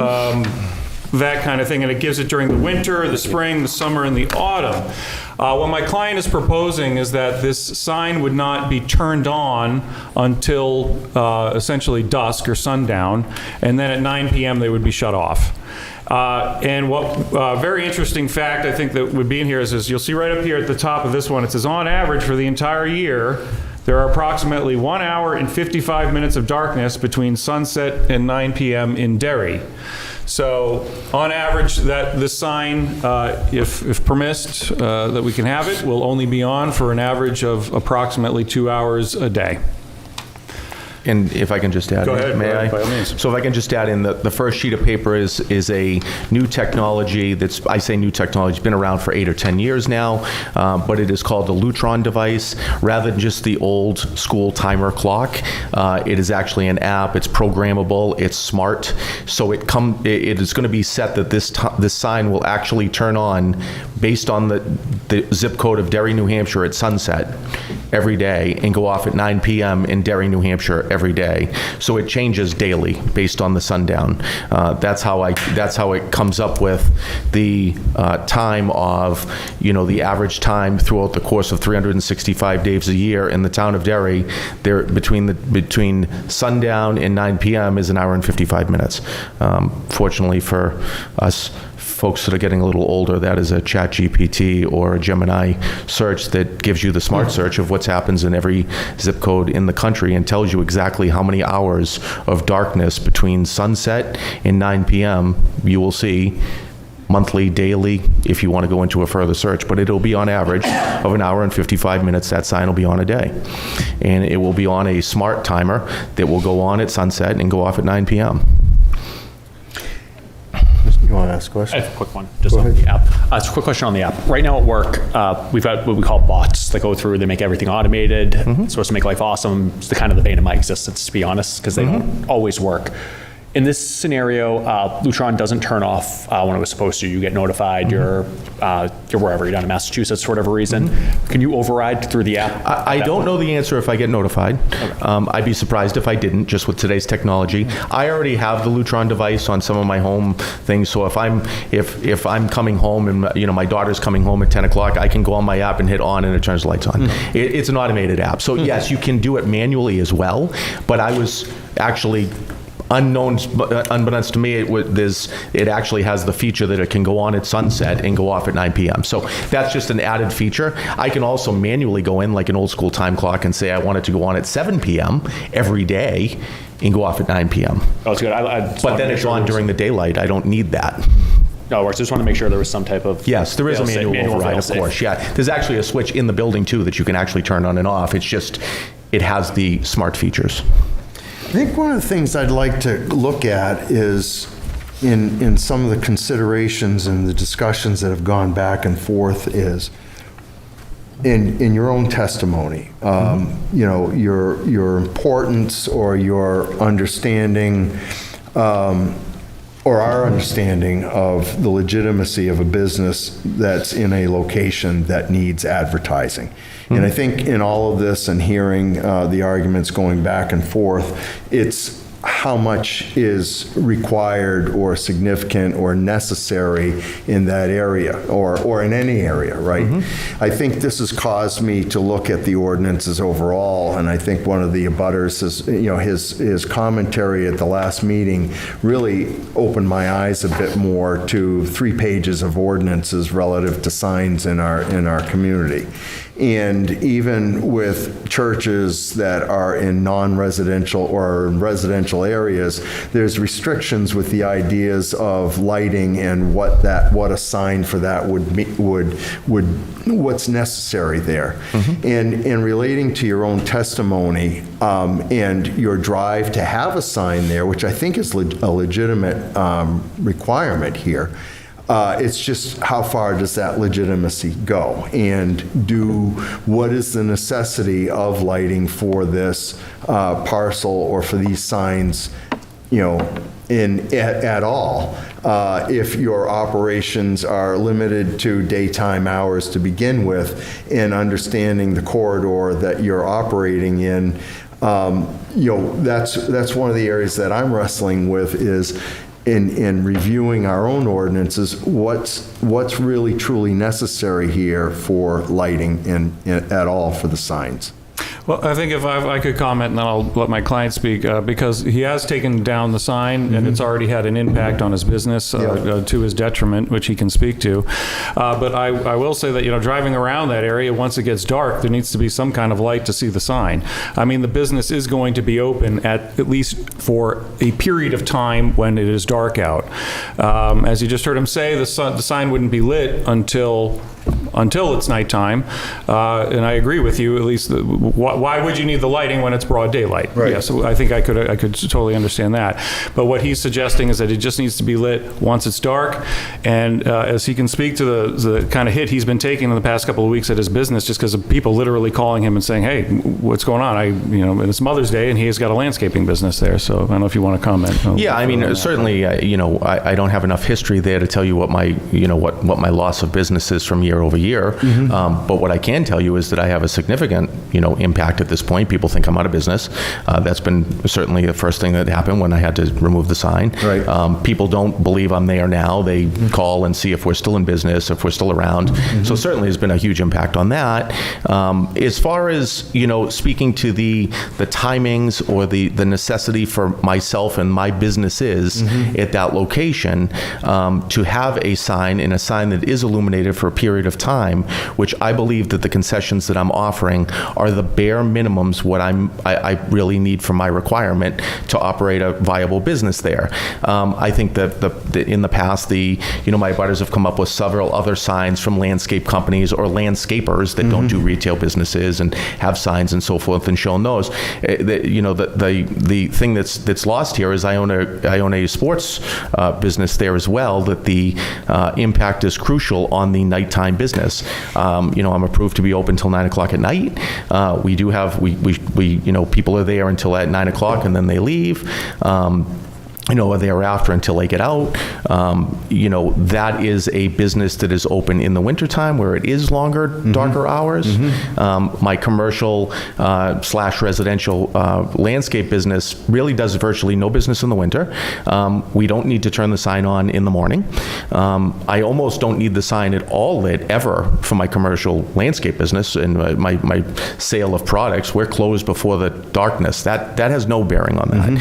What it does have a huge bearing on is my sports business. People coming from outside of the town or even within the town, driving down a very busy road in the dark, could be 4:30 in the afternoon in the middle of the winter, and I have no advertising that can be seen if it isn't illuminated at that time. So the impact for me, for the allowed business for that area, is a massive impact without any illumination on that sign. And I think that the concessions that I'm offering or asking for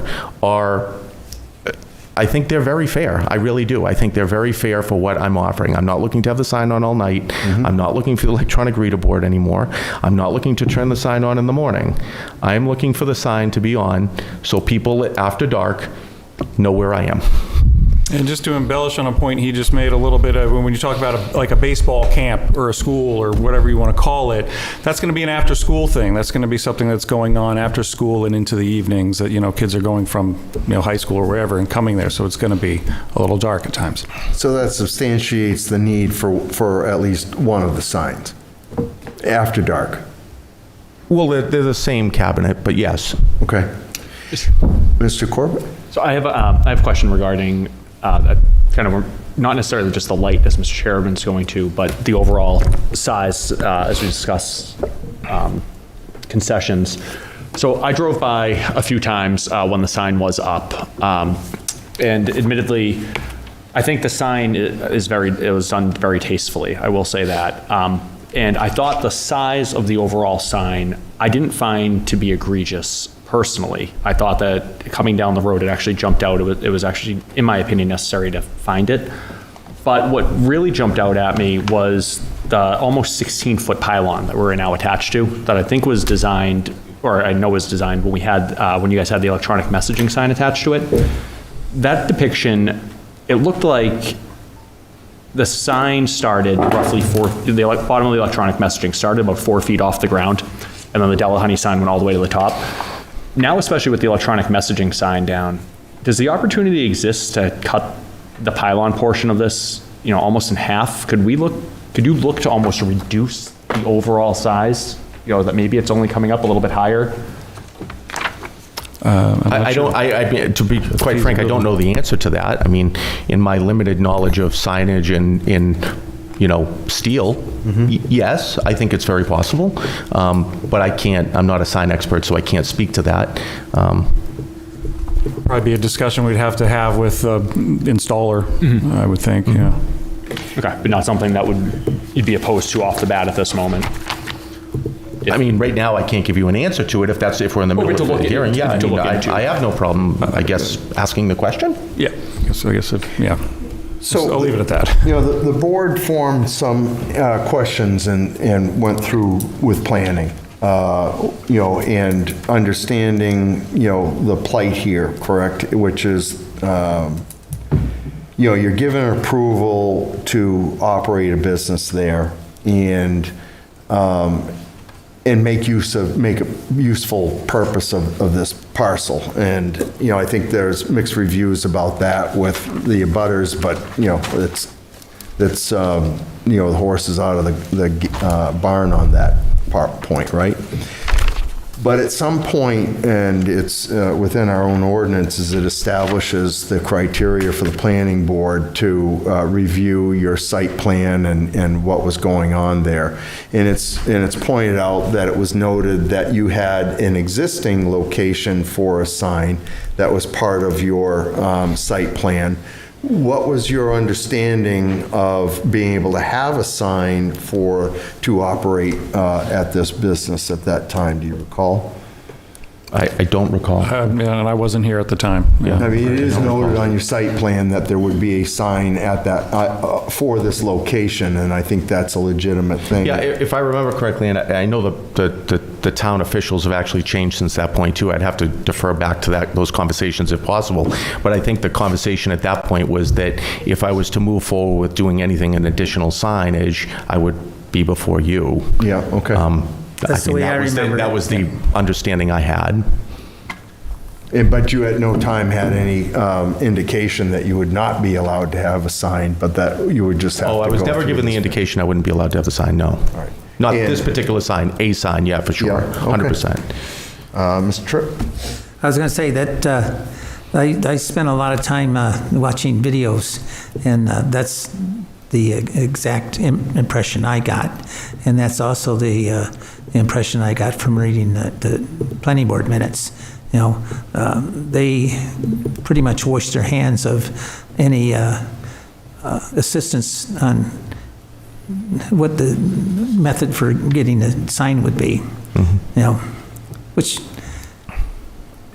I guess kind of makes sense, but you know, knowing that, as you said, this is not, you know, a commercial district in town where there's lights everywhere. As you said, that you know, there's no lights out on 187 Hampstead Road. You know, so you need a illuminated sign in order for people to see it. You know, when the sun's down. You know, so you know, I don't want to say that this is a misstep in the process for the planning board, because obviously, you know, that's what we're for, you know, to make a determination of, you know, what should be done in your particular situation. And like I said, it's one of those things that, you know, you need to have a sign that identifies where your business is. And the sign should also, you know, give some indication as to, you know, what services or products you're providing. You know, so it's, and it needs to be lit. You know, Yeah, so that was my goal on the electronic reader board, was to allow people what services and products I have. Yeah. But I'm now just looking to now let people know I'm even there and open, so. Yeah. Well, you know, because, you know, I spent considerable time driving around, you know, Derry, looking to see what kind of signs businesses in rural areas have. And I will admit that I don't believe I've seen any that are illuminated, but you know, they're fairly close to the road, you know, to where they're highly observable, you know, which is, I think, your sign is probably 50 feet off the road. No, it's not that far off. I think it might be 15, 20 feet off, whatever the ordinance is, yeah. But it's something that, you know, you have to, you know, the sign has to serve its purpose. You know, if you don't notice it, then it's not serving its purpose, and you're not providing. Was this rendering depicted? Do you know depicted within the site plan that was provided to planning with the pylon sign and the electronic messaging, or was that? I don't believe so. Okay. Yeah. I'm not certain, but I don't believe so. Mr. Donlin, any questions? I do. Not to belabor the light anymore, but kind of stepping on the back of what Mr. Tripp was saying, and an overarching question I have for discussion is, I have seen some, and I believe there was testimony last hearing of lights that projected up at a sign as opposed. Does anybody on the board have any thought as to any material difference between a floodlight shining up at a sign as opposed to what we keep referring to as like a backlit sign in any material way? Does that change your opinion of light luminescence? We asked that specifically to planning, and the answer we got back was just the definition of what the difference between internal and external is. So it makes me think it's material, but I actually question, honestly, if everyone understands it. And to the specific question I didn't see that one. Yeah, it's at number 4. Yeah, churches in residential neighborhoods shall not be internally lit, but may be Yeah. externally lit. And could you explain the significance of this? And externally lit, yeah, as Mr. Corbett said, all you got was a definition between the differences, but not what the intention was, which. And certainly not in the context of this. Right. And so as the board tries to figure out what's just in this matter, and you're looking at the spirit of the ordinance and what's appropriate for this use, getting you towards the hardship, this becomes kind of a significant piece to it, right? What is the difference between the two? Certainly, and that's the discussion, right? And if the overarching objective is so that the sign is able to be read in times of, the sun's not adequate. Right. Do you find a material difference in how it affects the surrounding areas as to whether the light's shining up or out? Yeah. So I didn't understand your question at first. To me, yeah, I would think that if it's externally lit, almost a floodlight shining on it. I think about trick-or-treating. Really when the houses have those kind of projecting, the kids or somebody kicks it over within, the first 3 cars that pull up. Now what happens when that floodlight gets kicked and now it's shining directly into an abutter's window, rather than the internal lit that's just in that one spot all the time? I think you're opening up a lot more cans of worms if it was external. Myself, but. I would tend to agree. If you eliminate kids kicking it even, right, to your point, is like, I would think that it would be more likely for a floodlight in, let's just say that it faces east and west for the sake of argument. Anybody on a light that's facing east on the eastward side of it it's gonna be more like a beam facing into the house, where this is just like radiant and not as egregious in that manner, which I bring that up because that was something that was discussed prior. One of the opinions. That's a good line of thinking.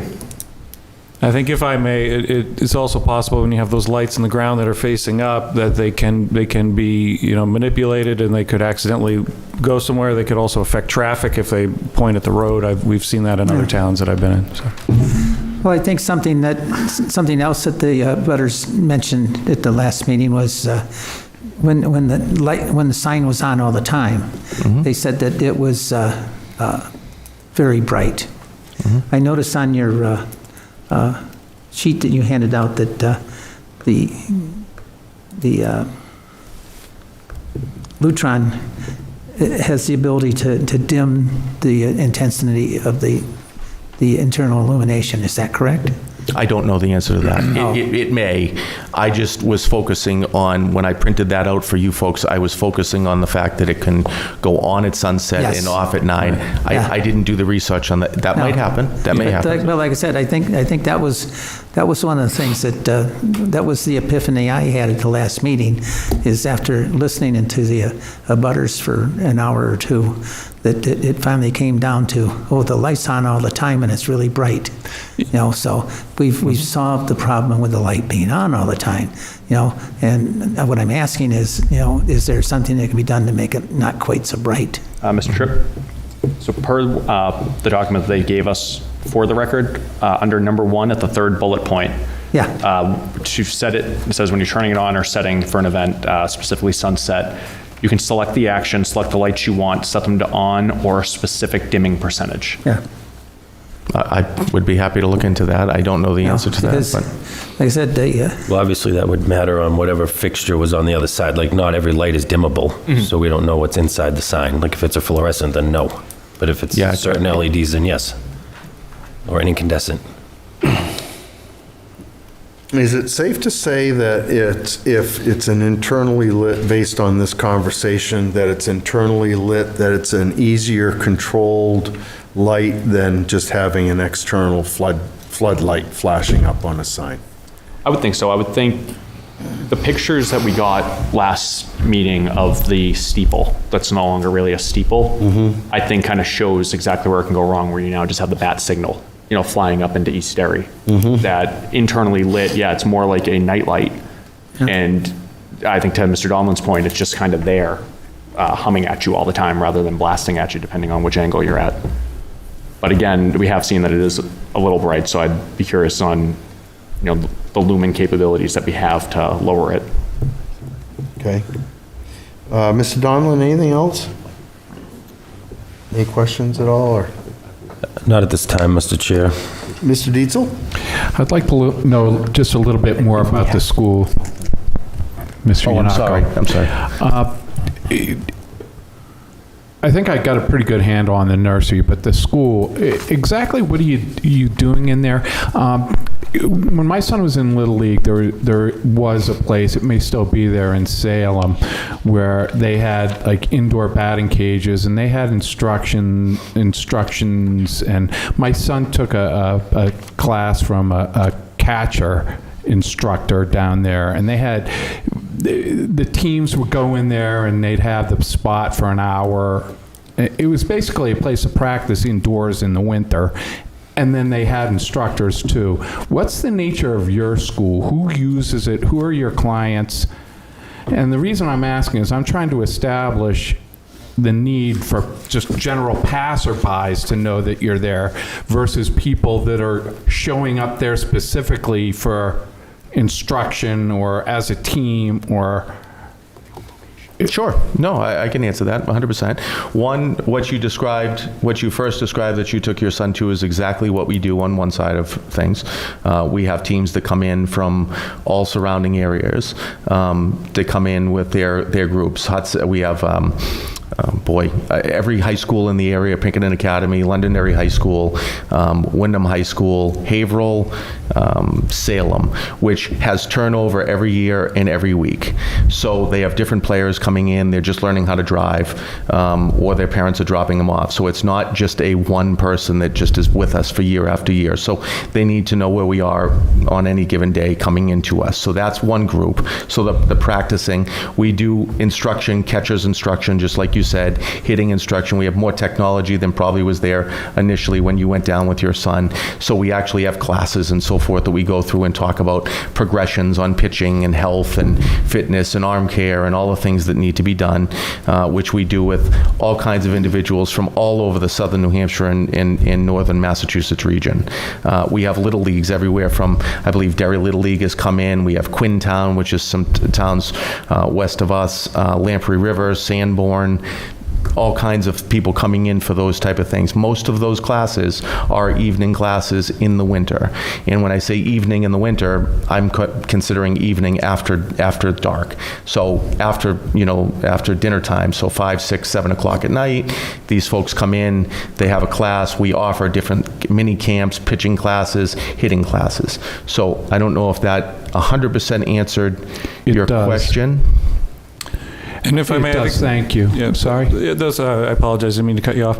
The last hearing, I know I tried to make the point too that because of the nature of this baseball camp, it's going to bring people that aren't familiar with the area, that are not going to be generally familiar with the area. So okay, thank you, because I think that was the thrust of my question. Yeah.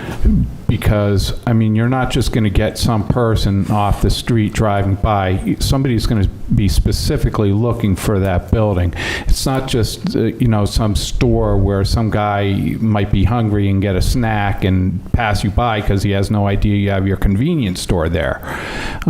It's people specifically going to your business looking for it. So if they have their GPS, it'll say turn right here or you have arrived. And my GPS, sometimes it's too late, and by the time it says you have arrived, I'm 50 feet past the entrance. And I know that street, it's difficult to find a place to turn around, and especially if the traffic is heavy. And so I'm just trying to picture myself as a customer and how much I would need a sign there.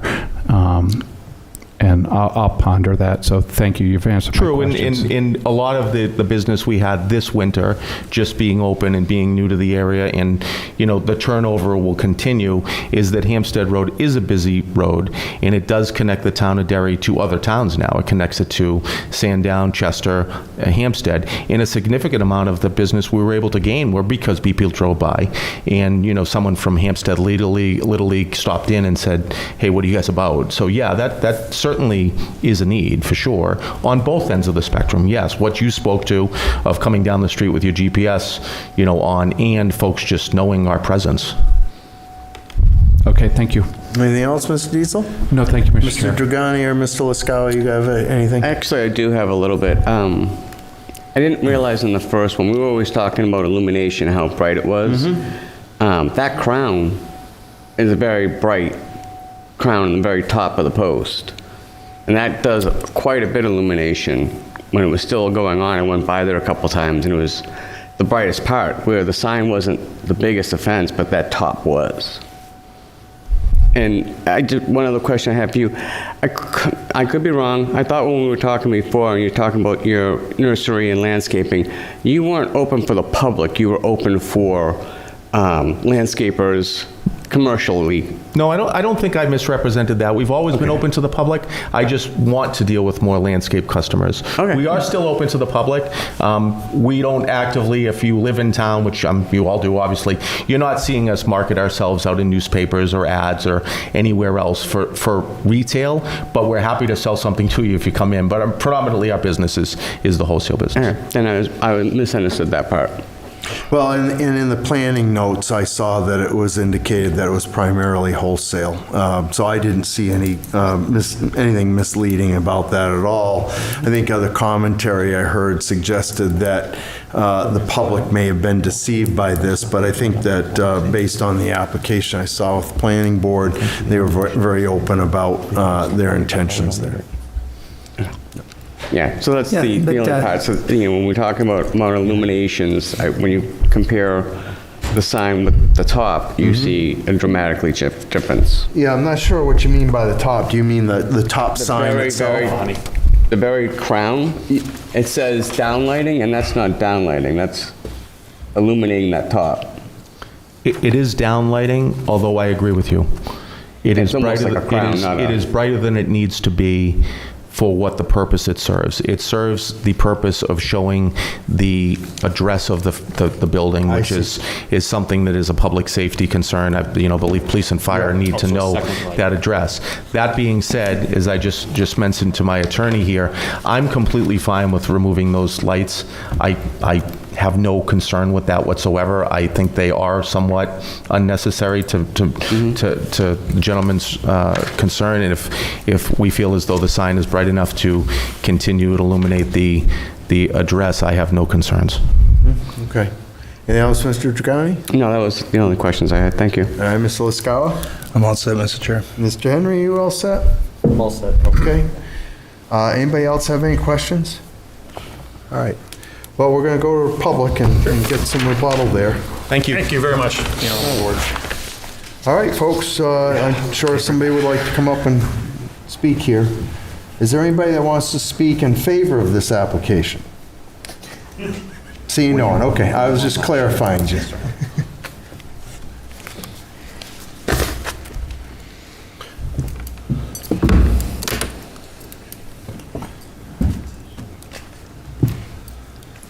My name is Jim Foley. I live at 178 Hampstead Road here in Derry, and I'm a direct abutter to the applicant's property. I kind of feel like the Tom Hanks character in Forrest Gump. When he went to the White House for the third time, here we are again. So a couple of things. First of all, I just want to make it clear that we seem to be getting on the path again of conflating the business with the sign. We know what the business does. We understand the business. We understand what it brings to the town. Nonetheless, this variance is for the sign. The second thing is I want to reiterate is the fact that the planning board said that this is approved use on that lot. Does not turn that lot into a commercial zone. and the continual effort to bootstrap that it's appropriate to have a sign for this type of business does not apply here. But my main argument is this, and it was not addressed in any of the hearings previous to this, or again tonight. The court ruled that the applicant has not shown the unnecessary hardship to grant this variance. Nothing has changed in that land since the court made its ruling that there was no unnecessary hardship. The lot's the same size, the buildings are the same distance off of the property, the parking lots are the same, the trees are the same, the bushes are the same, the neighborhood is the same, the zoning is the same. But this is not an area variance, it's a use variance. And so you struck the chord about hardship, and so we're going to get to that in just a minute. But how do you disseminate the difference between what you're citing, which is the area variance, frontage, square foot, whatever, and the use variance? And that's what we're talking about. Already ruled on that. The court already ruled on that and found But this is not that case, Jim, and you have to make... It is the exact same case. You have to make the argument for this if you want to hear the board's ears. Make the argument for what? I made the argument in front of the Superior Court and won. It has nothing to do with this case. This board has found this to be a new application, and therefore you have to present to this. And now my question to you is this, which is, this is a use variance, not an area variance. How do you disseminate and how do you correct that? Then I would ask the board to look at the same fact. You can come in front of this board as many times as you want, and you can bring up as many different variations of this sign that you want.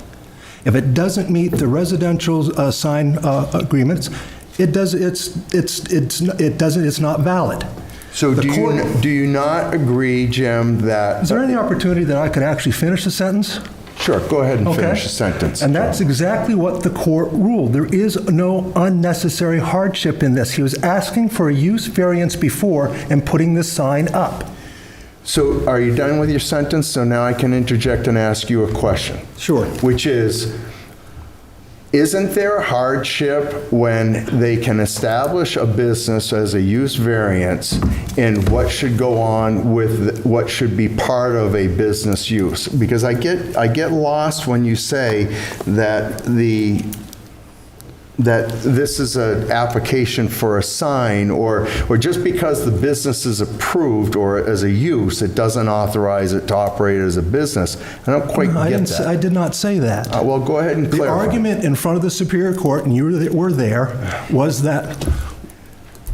You keep bringing up the prior case, and as you would know, at any other time... If you remove this, it's going back to the Superior Court. But the statute is that a decision on one case is not a prerequisite for another. But the fact is that the precedent has been set, has it not? I don't know that it has. What's that? I don't know that it has. Then I think that you're completely wrong and out of bounds on that. The precedents have been set. The sign that the application was before didn't fit the sign requirements of a residential area. Nor does this sign, even though it's different than the sign that was done before. And I don't understand. If they want to put up an oversized commercial sign in a residential area. Whatever the design of that sign is, doesn't change that fact. So why do you say it's oversized? Because I don't think I don't educate the board on what signs are allowed in a residential area, do I? Well, what happens is that one of your other abutters has pointed out at the last hearing what's an appropriate size for this. And he enlightened the board to something that caused a few of us to start researching the 3 pages of our town ordinances. And that is the square footage of signs that's appropriate, usually under the planning board's discretion, often seen at the beginning of a development or a street. And the questions from the board to the planning director are the significance of the variations of the different sizes that are permitted in the ordinances throughout the town. One sign identifying a multifamily complex development should be allowed provided it does not exceed 24 square feet in area. Right. Residents may erect a single freestanding sign not exceeding 3 square feet in area showing the owner's name and/or address. People conducting home occupations may further erect a single sign not to exceed 3 square feet if so approved by the Zoning Board of Adjustment. So where's the part in there about a church in a residential zone allowed to have a 24 square foot sign? Are you citing that? Because that's It's not a church. Doesn't matter. It's not a church. What the board's going to look at is what is the spirit of the ordinance? What is the hardship? And those are the questions that start being asked here. What is this hardship? What hardship has the applicant put forth in any of these hearings to have that oversized? Do you commercial not sign? think that a business use in an unusual circumstance is not a hardship if they cannot have a sign? No.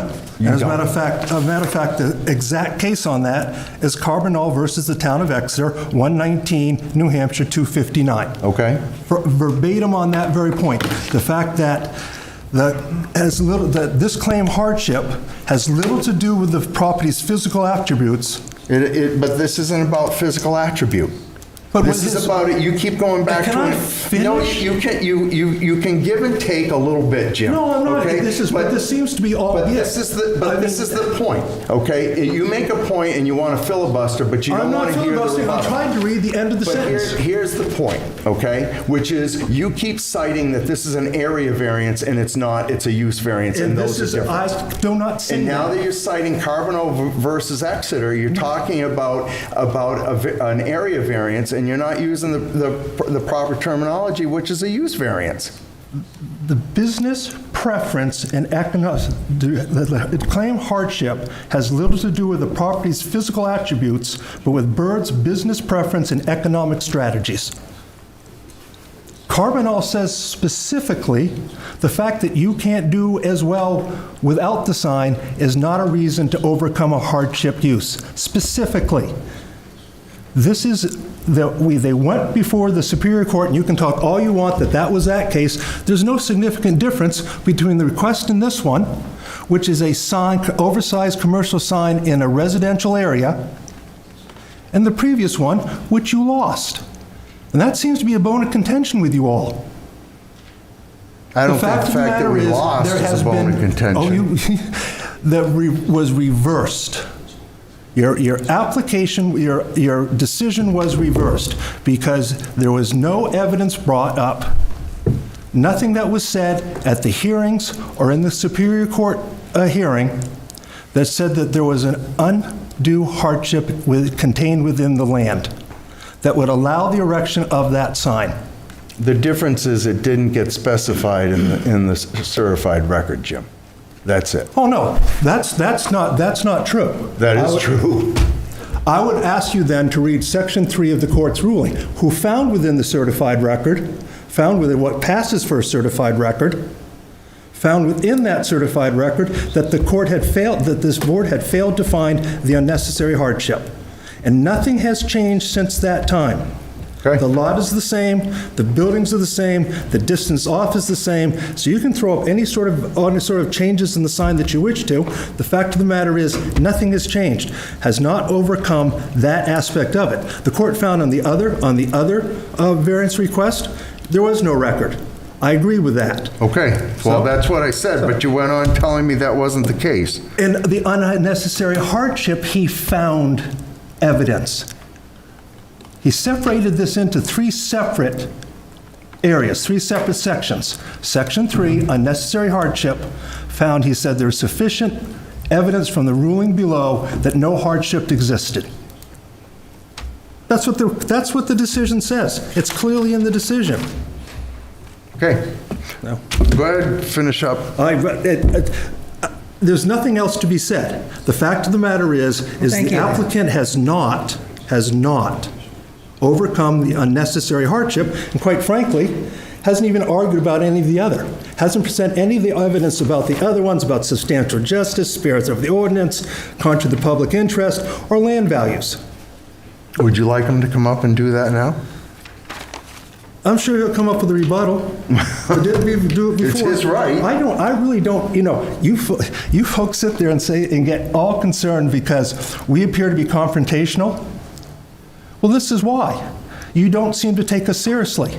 We take it very seriously, and what you can see if you watch the last hearing is your demeanor versus that of your neighbors. Because we heard nothing different. But your behavior versus that of your neighbors, there was a behavior is what, nicer sir? exchange versus your blasting us. And when you try to make a point, and I try to interject and ask that question Interrupt to with the term I would understand, use. you can terminology, put it whatever terminology you want. Okay? But if you want to make bullet points just to what you've said so it's clear for the record, feel free. I won't interrupt. I did make my bullet points. Okay. Clear this is this, and I will state it again. You're all set? You're all set, thank you. And you wonder why town councilors asked me to come in front of them. You're all set, thank you, Mr. Foley. Anybody else?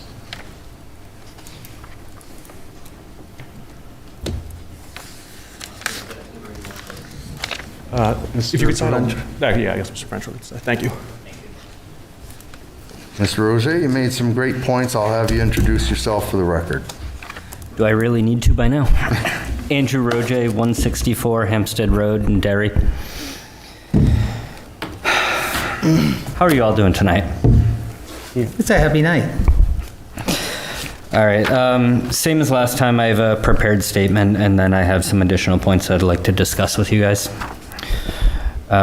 We met here a month ago, and we've already reviewed the facts. That being said, I do wish to reiterate a few things as well as make a few new points. The New Hampshire Superior Court did reverse the prior variance outright on the basis that it found the applicant did not meet the statutory requirement of unnecessary hardship, which requires that hardship arise from special conditions of the property itself, not the owner's business needs. The special conditions of the property have not changed since that time. The applicant argued that 3 factors created special conditions. 1 was distance from the road. The building is set back, but the court found no evidence that complying with the ordinance's sign size or lighting limits imposed an unnecessary hardship. The setback alone does not justify a larger or illuminated sign. Trees surrounding the property, many were planted by the applicant, and the court emphasized that self-created conditions cannot establish hardship. Simply having trees does not legally justify exceeding the sign limits. And 3, nature of the business. Operating a permitted commercial business does not create a special condition of the land. The court rejected the argument that the sign was necessary for business viability. Hardship must relate to the property itself, not the owner's operational needs. Because none of these factors constitute a legally sufficient hardship, the court concluded that the variance should have been denied at the town ZBA level. We previously discussed the issues that Mr. Yenaco has created since the time that the Superior Court declared the ZBA variance null and void in December of 2025. Those problems that he's created include that Mr. Yenaco kept the illegal signage in place for 4 months. In that time, Derry's code enforcement attempted to contact Mr. Yenaco to comply with zoning ordinances and were ignored at every turn. Mr. Yenaco had the signage brightness at a level that, although the town was unable to formally test, was clearly too bright. Mr. Yenaco had spotlights aimed in the air, further causing light pollution, and Mr. Yenaco was leaving his signage on all night. After our last ZBA meeting a month ago, Mr. Yenaco did finally come into compliance by taking the signage down, and it seems that the public shaming that happened here a month ago was what it took to finally get him to come into compliance. To repeat a still very applicable part of my previous speech to this board, granting a variance is an exercise of discretion and trust. It allows an exception to rules that apply to everyone else, and it is reasonable still for this board to consider whether that discretion is being sought in good faith and with a willingness to comply with the outcome. Mr. Yenaco has demonstrated to us all that he only cares to come into compliance when he thinks it best suits him and not when the law requires it, and certainly not for the betterment of his community. For all of these reasons, I respectfully request that the board deny the variance request. Mr. Roger? Yes, Mr. Corbett. Good points. I had two that I wanted to talk to, and I admittedly lost one of them as soon as I said, I want to speak to that. Right before, I think it was just before the public shaming portion, you had a point. Could you go over like your 2 or 3 points right before that one? Are you asking for just the bullet points? He kept the illegal signage in place for 4 months, et cetera? I think prior to that. Prior to that.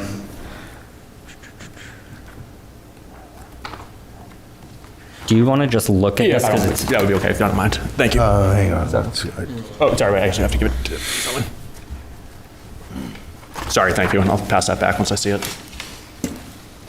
Mr. Roger, one of the things that you had done at the prior meeting was you had brought some points forward relative to other competitors of other businesses in the community. I think that testimony was pretty enlightening.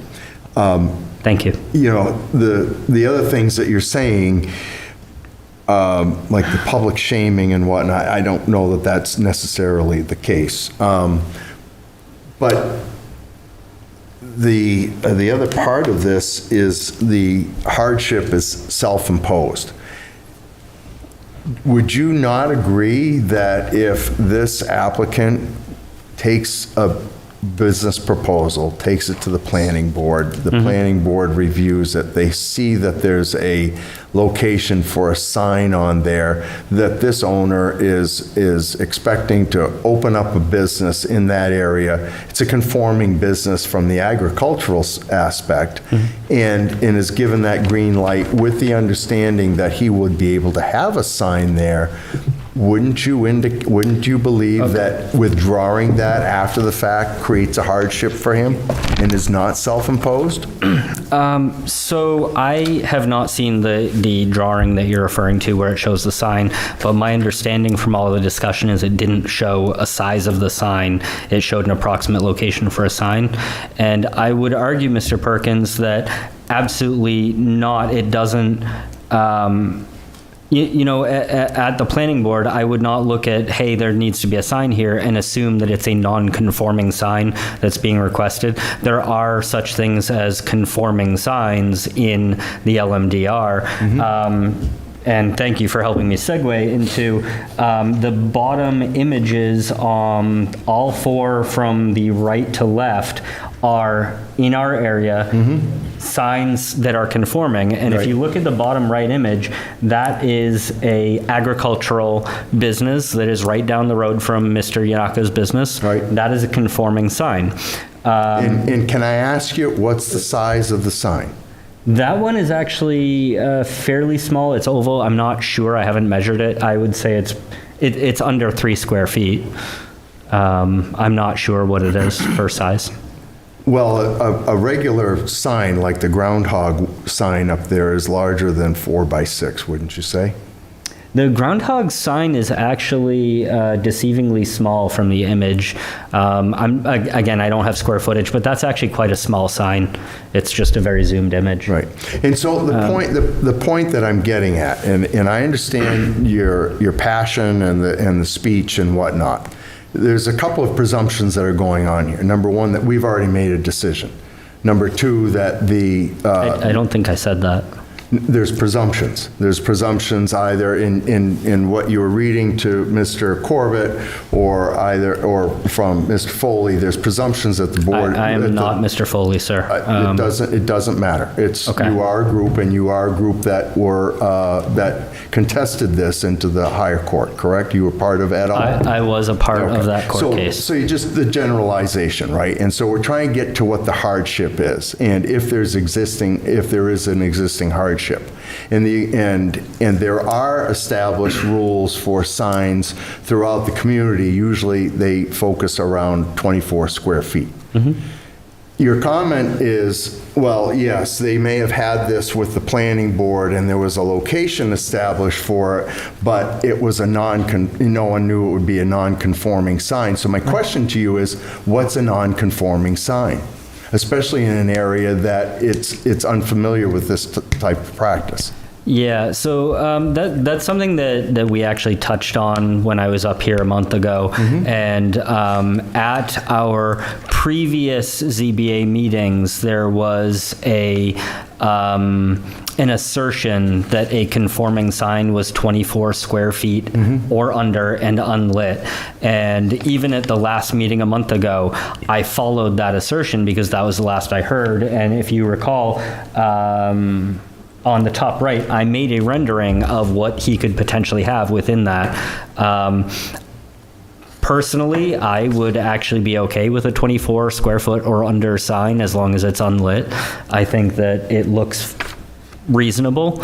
I don't know what anybody else feels, and that's not really my problem, but that's what I feel. That being said, there seems to be some discussion now that maybe within the LMDR ordinance, it's actually limited to 3 square feet or under, and I'm not really sure how I feel about that, if I'm being honest. I'm very concerned about this, 50-ish square foot that we're talking about right now. It looks massive. Mr. Corbett, you pointed out, it's really tall. It's unnecessarily tall.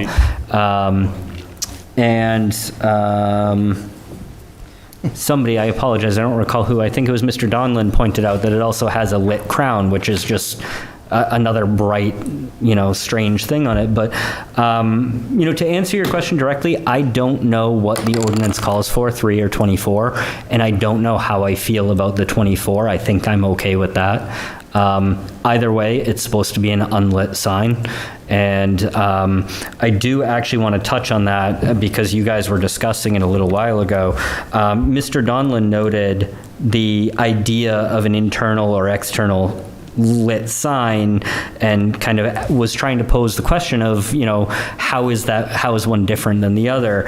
And Mr. Corbett, I'm trying to keep this a friendly chat back and forth, but I do take exception to what you said, where you said that, if you put in the externally lit sign, a kid is likely to kick it over and then it's going to be pointing somewhere else. Personally, I think better of our town than that. I don't think that that's a high-risk scenario that we should be discussing here. I don't like that assertion. Well, but to back that up, if I can, I'm not. It's just, if that were to happen, it is possible, sure. Just like any other maintenance thing, what if a kid took a baseball bat to the sign? Well, you repair it. No, and if I may, I didn't mean it ill will. No ill will intended. Okay. The exact image that I had, Halloween might have been where it threw off. I think of the kids just as they're running up to the house, just excited. They're not paying attention as they run up. It's a cord, it's a kid, not intentional. I'm looking at the sign and kicking, so did not mean that. Appreciate that. To be very honest, what I was thinking, and it was actually the point that I was going back to, the spotlights in the air. That was exactly what it had me thinking of, was that when before, those were aimed at the steeple, but then when the steeple was gone, those lights were still permitted. Yeah. So what we ended up having was lights that were now, as I referred to as the bat signal, the lights just shining to nowhere. Right. That's exactly what I was picturing when I thought of the external one then aimed at the sign. If it was a car backing in, if it was, again, just the kid running up, running to the car, running from the car, and just whatever, now all of a sudden it's shining. Honestly, the thought I had was shining directly into the Davis's bedroom and was trying to prevent something like that. Okay, so, just to touch on that, the externally lit sign, that lighting, to my understanding, is a part of the sign, so to speak. I know that it's staked into the ground separate, but as a use case, it is part of the sign, And so if the sign were ever removed, yes, you have a light pointing out into the air, but that's a pretty simple call into, first of all, your neighbor, but then if that goes nowhere, into code enforcement saying, hey, there's this leftover thing that shouldn't be there. That being said, I do just want to touch on, there actually is a difference between an externally lit and an internally lit sign from a functional standpoint. When you have a externally lit sign, the only outward shining that you get away from the sign is whatever is reflected off of that sign. If you have an internally lit sign, it is emanating light outward toward the neighbors by design. It's the primary thing that it does. So, you know, if we want to talk about what is the functional difference, it's huge. It's actually either I'm shining a light at you, or I'm shining a light at that wall and a little bit of that light reflects back at you. That's a big difference. Yeah, and I think it was what Mr. Donlin and I were kind of kicking back and forth. We and even put in perfect world, it's glowing, you know, as you said, radiating. Right now, as we see, it's not glowing, you know, it's shining. So definitely say I agree with those two things. Yeah. Before I go to the other question I had, I don't want to interrupt you and change and go off, but I think it's a good point on that an external could be hardwired. So I think that's a good possibility. I didn't think of that. Right. Or you said on this portion, can I go to my other question, or do you want me to wait? Yeah, please. Okay. It's the only one, and it came back, and it was on the hardship, it was on the trees. When I took that, because I read it through with the Superior Court findings as well. Yeah. And I don't think it was misrepresented in any way. I honestly felt that it was misunderstood from, what's the right word for the judge? But from the judge, that when the trees were discussed, and perhaps during a rebuttal or whatever, even your feedback on it, I took the trees as that they were put in to proactively try to create more distance with the houses in the back, just to create more of a buffer, not that because the buffer was there, the sign was needed. Interesting. During the minutes of it, that was more of how it was depicted, and that's the only thing, what you read was directly from the court minutes, so as I said, I don't think it was intentionally misrepresented on your part, I don't think he misrepresented, I think he may have just misinterpreted. So that was just my only takeaway, otherwise I thought it was all really good points. Okay. I don't have a response to that either way. Oh, okay. Fair point. When you're talking about the 60 square feet, or I'm sorry, how big is it? 50 square feet. Could we actually clarify that? I don't think in this whole meeting we've clarified what the size is. 42.5 right now. It is 42.5 60 feet for across sure. and 102 down, but that's just the cabinets. Okay, thank you. Sorry, Mr. Perkins. Well, no, that's fine, and I think Mr. Tripp has brought something forward to my attention as well, but, you know, one box is certainly less than the 24 square feet that's allowed, and I think permitted in this district as well under certain circumstances. But when you're citing the total size, which was 50 square feet, you're talking about 2 signs. But these are a sign for each business that is operating at that facility. Yeah, you know, you did bring this up at our last meeting, and I very much disagree with it. I have an LLC registered to my property because I have a home office there, and I could very easily register 3 more LLCs and put up a sign for each one and try to claim that I'm within the ordinance and I don't need a variance, and then I could have as many square feet of signage as I want if I just register an LLC. I don't think that's where I'm going with it. It's going back to the hardship question, which is that he's been given approval for use here by the planning board, and for both uses. And what we're trying to get down to the bottom to is, does each business, should each of the 2 businesses be permitted to have its own individual sign? I do not think so. They are both owned by the same person, the same entity, really. I mean, we're talking about Bird Enterprises, and he may run 2 different profit streams there, being, you know, Yeah, but now you're kind of touching into that higher court ruling, right? Which is that the finance is not a problem, you know, should not be I'm not trying to touch into that. I'm not talking about the dollars. But to this point, right, you're talking about, well, it's Bird Enterprises, he owns both of them, but it's not Bird Enterprises that's selling the unique features of each of the 2 businesses. One's a baseball camp, one's trees, plants. it's one address, it's one building, it's one person. I'm sorry, I don't see it. Okay.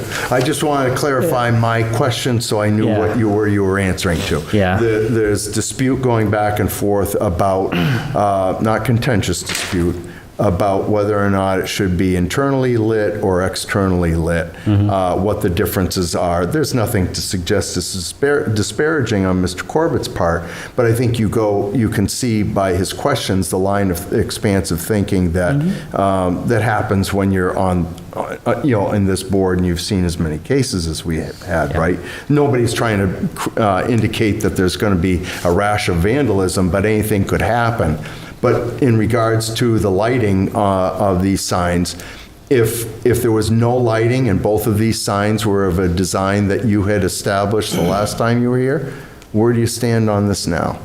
I'm sorry, can you repeat the actual question there? You proposed some kind of sign design before, which showed both signs, and it showed them in a spirit that Mr. Corbett has alluded to about lowering those two boxes, cabinets down lower, on the top right.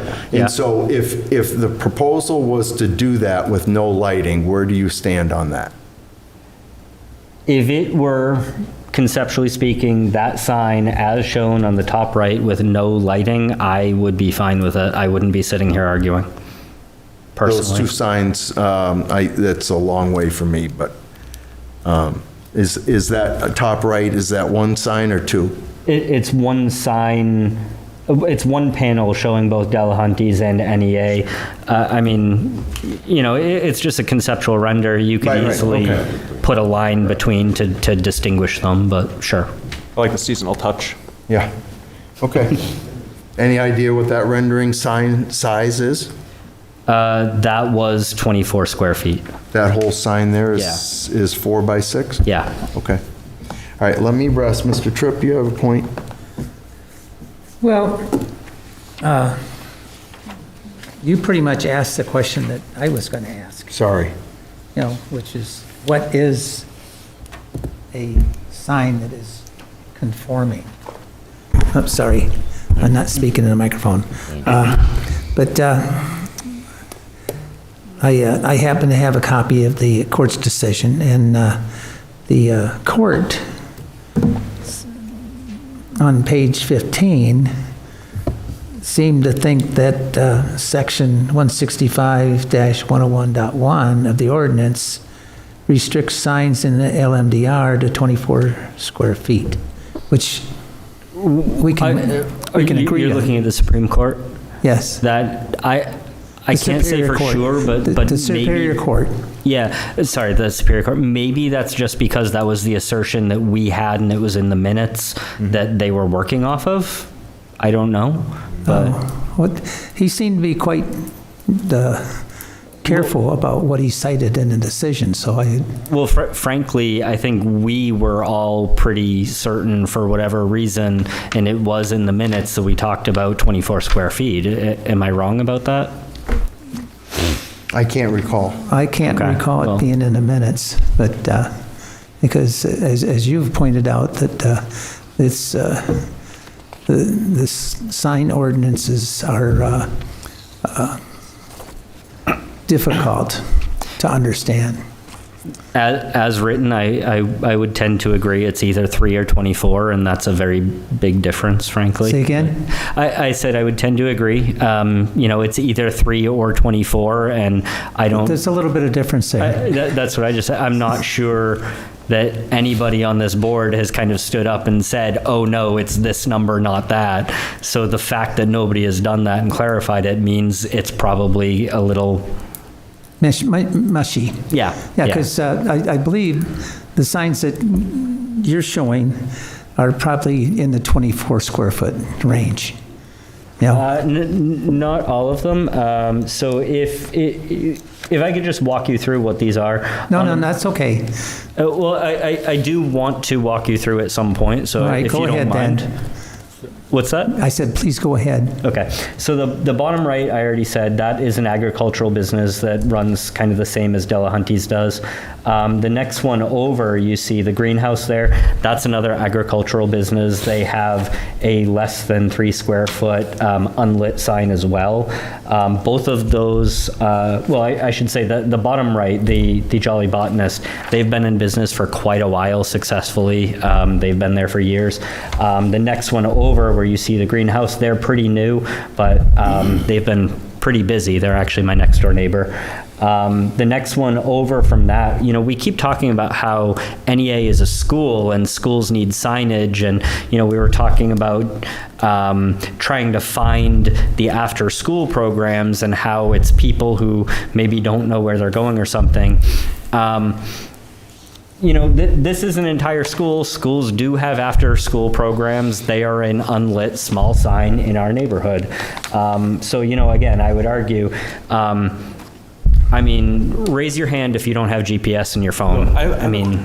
Sorry, a specific question about that sign. The school? The East Area one, yeah. Yeah. That's one of 3 signs for the school. That is the first sign that you come across when you're trying to find the school. Then another one at the end of that road, and then another one when you enter the school. Yeah. So I guess in that regard, what would your thoughts be if they had 3 unlit signs, like in that quarter mile leading up to this facility? Well, the school's on a private road for the school, aren't they? No, not entirely. No. Oh, really? Yeah, Dubois residential. Oh, interesting.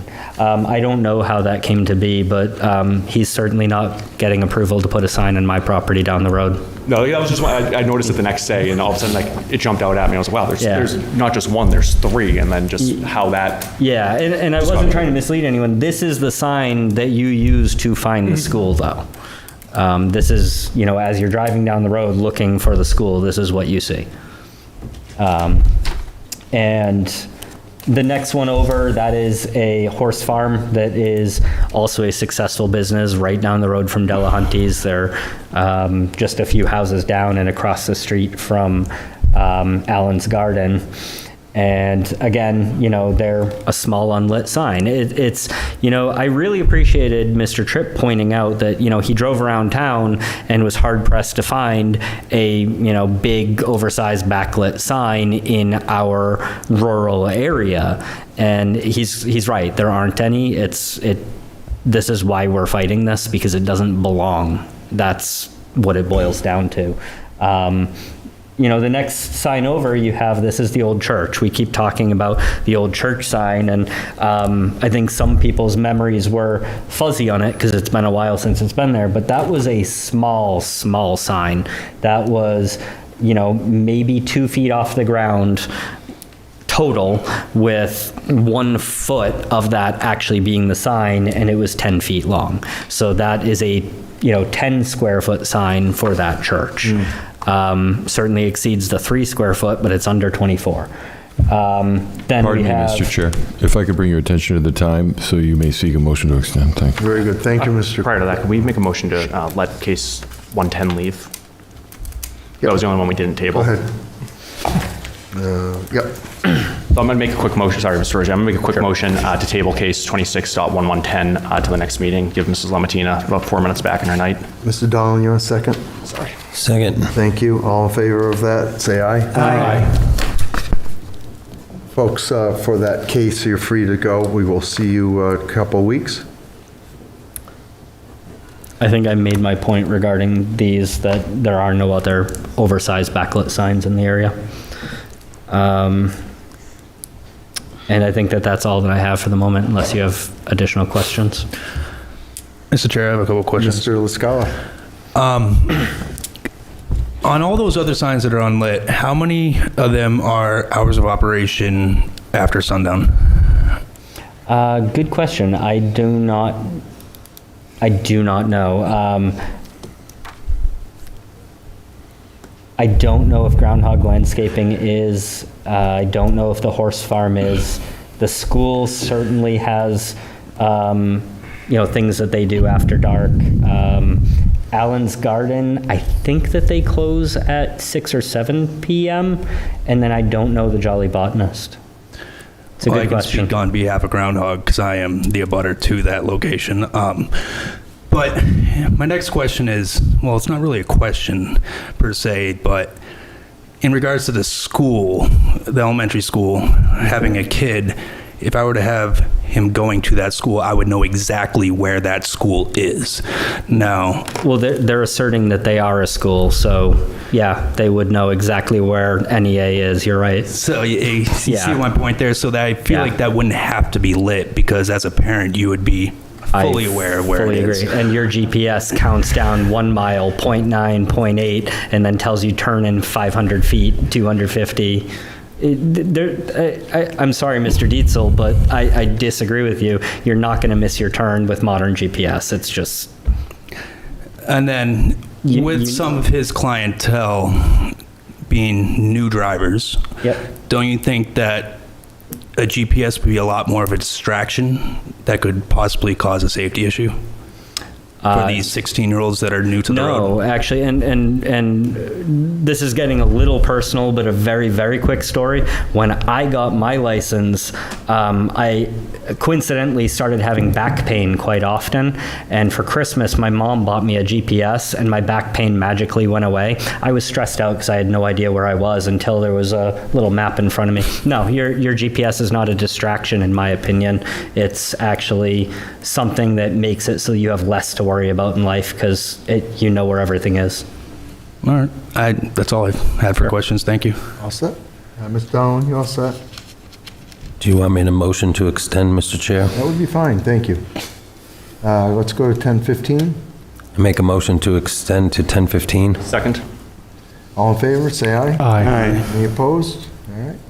So, Mr. Roger, right now, I just, we've pondered about the size of the signs, whether or not these signs are exceeding those that are permitted within the ordinance, trying to get to spirit of the ordinance. And, of course, there's the question of hardship. The other question that's arisen is whether or not hardship establishes when the owner of the property is permitted the use by the planning board with an established location for that sign, which he goes into this knowing that there's a location he can put a sign. And then in whether or not that creates a hardship or not. Sure. And that's one of the things that as your neighbor was up here trying to get to and have that discussion. And I think there's a third point here that we're trying to zero in on. I think you've touched on the lighting, and I think that's about where I'm going in my thinking. Anything you want to add to that before you step back? Actually, you just reminded me that there was some back and forth discussion about, I believe it was Mr. Corbett who was it was Mr. Corbett asking if he could potentially cut down the height of the sign, and Mr. Yenaco kind of said, maybe, I don't really know, we can look into it. I do want to point out that this board approved a ZBA variance, and then it was within a few days, we filed with Superior Court and notified Mr. Yenaco that it was being challenged. He chose to spend the money to put up this sign. I don't want to cut you off, but here's part of the problem we keep running into is that you get off into these anecdotes versus the merits of this case, right? I just want to be careful, though, to when he says, well, look, maybe I could modify it. Honestly, I don't want this board looking at it and going, oh, it might cost him a lot of money to do that. It might be hard. Maybe he can't modify it. Frankly, he put it up knowing it was being challenged. We're all if aware he has of to that, raise but it my to point the ground, is you keep going into these anecdotes and you're missing, 2 weeks ago or a month ago when you were here, you came in with a petition and I explained to you the difficulty of a petition and what it does and what it doesn't do. It's the same kind of thinking here. So getting into the anecdotes, which you tended to branch off quite a bit in the last 20 minutes, and this is one as well. It's up to the board to decide to decipher that, and I just want to emphasize that so that we can hear testimony, we can hear poignant testimony, and not have it be redundant as well. Okay, I'm not sure that you're fully understanding me, though. You're concerned that the board is going to have empathy for the money that he spent when he was warned not to put up the sign. And the reason that I'm worried about that is because Mr. Corbett's question should not have been a question. Respectfully, can you modify it? Of course you can, if you have to raise it to the ground. The reason, it shouldn't be a question. So the reason I'm asking that is because what's presented to me is a 16-foot sign. So right off the bat, I'm really just putting up there what concessions can be made because, as you noted, I declared 16 feet felt too high for me. Yeah. So it's not I'm nervous about how much money is being spent. That's true. I think you know exactly what I'm asking. I do, and I want to make sure it's clarified so that everybody in this room and everybody who's listening also understands. For anybody who has ever attended a Derry zoning board meeting, I can very personally proudly say I unfortunately do not take into account how much money anyone has spent on what they have done prior to having to come to us because it's unfortunately unrelated. I think what you're doing is you're preaching to the audience because we already know what statutes are and what laws are. And so when you're concerned about expressing this to us and just diverting more time to caution us about being concerned about somebody else's, the money they've spent, I think that's the point I'm trying to get at, which is if you could just stick to the merits of law with it, it would be helpful. Sure. That's it. You all set? Yes, sir. All right. Ken, just before, we're going to close this off. Is there anybody else that wants to speak to this when we reconvene at the next meeting? You do, okay. Mr. and Mrs. Davis, did you want to speak again or not? Okay, all right, very good. So we're going to close this hearing off, and Mr. Carton, we're going to close this hearing off. Did you want to speak at the next hearing? Do I want to speak at the next meeting, you say? We're closing testimony off now. Okay. So I just asked the question, is there anybody else that wants to give testimony at the next, when we resume? Okay. Do you? Can I speak? Not tonight. We're Would you going like to to speak at close the off next the meeting? hearing now, but... At the next meeting. So at the next meeting, do you wish to speak so we can know Mr. Davis as well? Very good. Okay, we got 3 people scheduled. What is the date of the next meeting? May 21st. What? May 21st, 2 weeks from tonight. The Tuesday night? Thursday. It's Thursday. 2 weeks from tonight. Huh? 2 weeks from tonight. I don't think I'm going to be here. 2 weeks. Well, we have to sorry. close off hearing. I'll tell you what, if you want, can you submit something in writing? Okay. Okay, all right. Thank you very much. We're going to close this hearing off. We will see all parties back here in 2 weeks. If you wish to speak to this or address the board.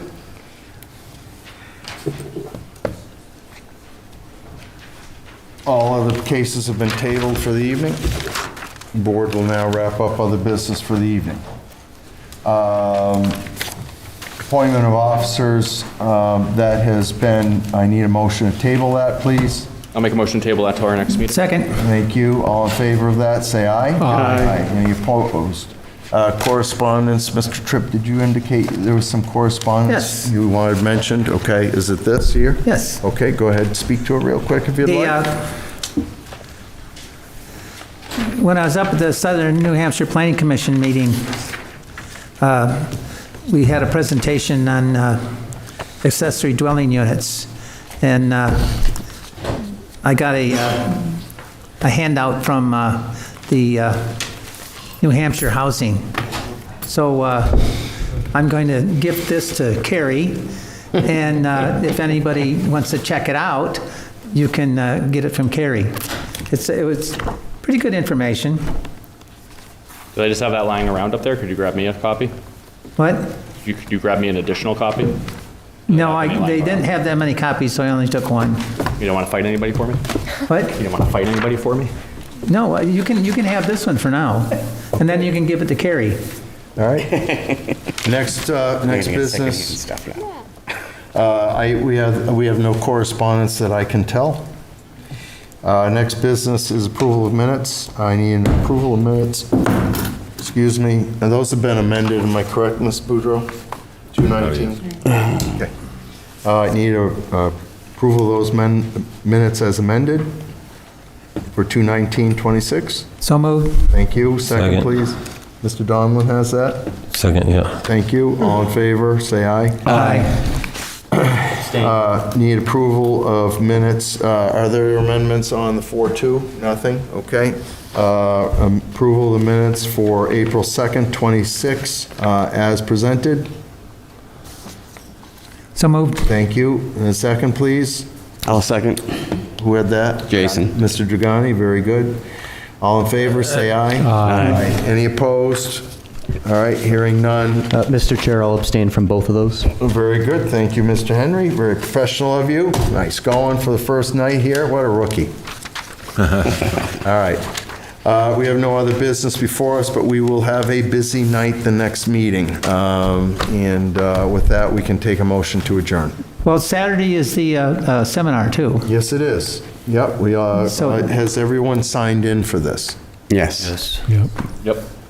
I believe Okay. it's ending in the next like 24 hours or so. Okay, good enough. Well, I Can we keep get getting a- asked if I'm going to sign Can up. we and I get a says, confirmation of who is attending as well, please? I think we all have. Excellent. Okay. Thank you. No push-ups for us. All right. Taking a whole entire Saturday. Mr. Thank you. Dietzel, you want to help us find the door, please? I make a motion to adjourn. A second, please, Mr. Donlin. Second. All in favor of adjournment, say aye. Aye. Any opposed? We're adjourned. Have a good night, everyone.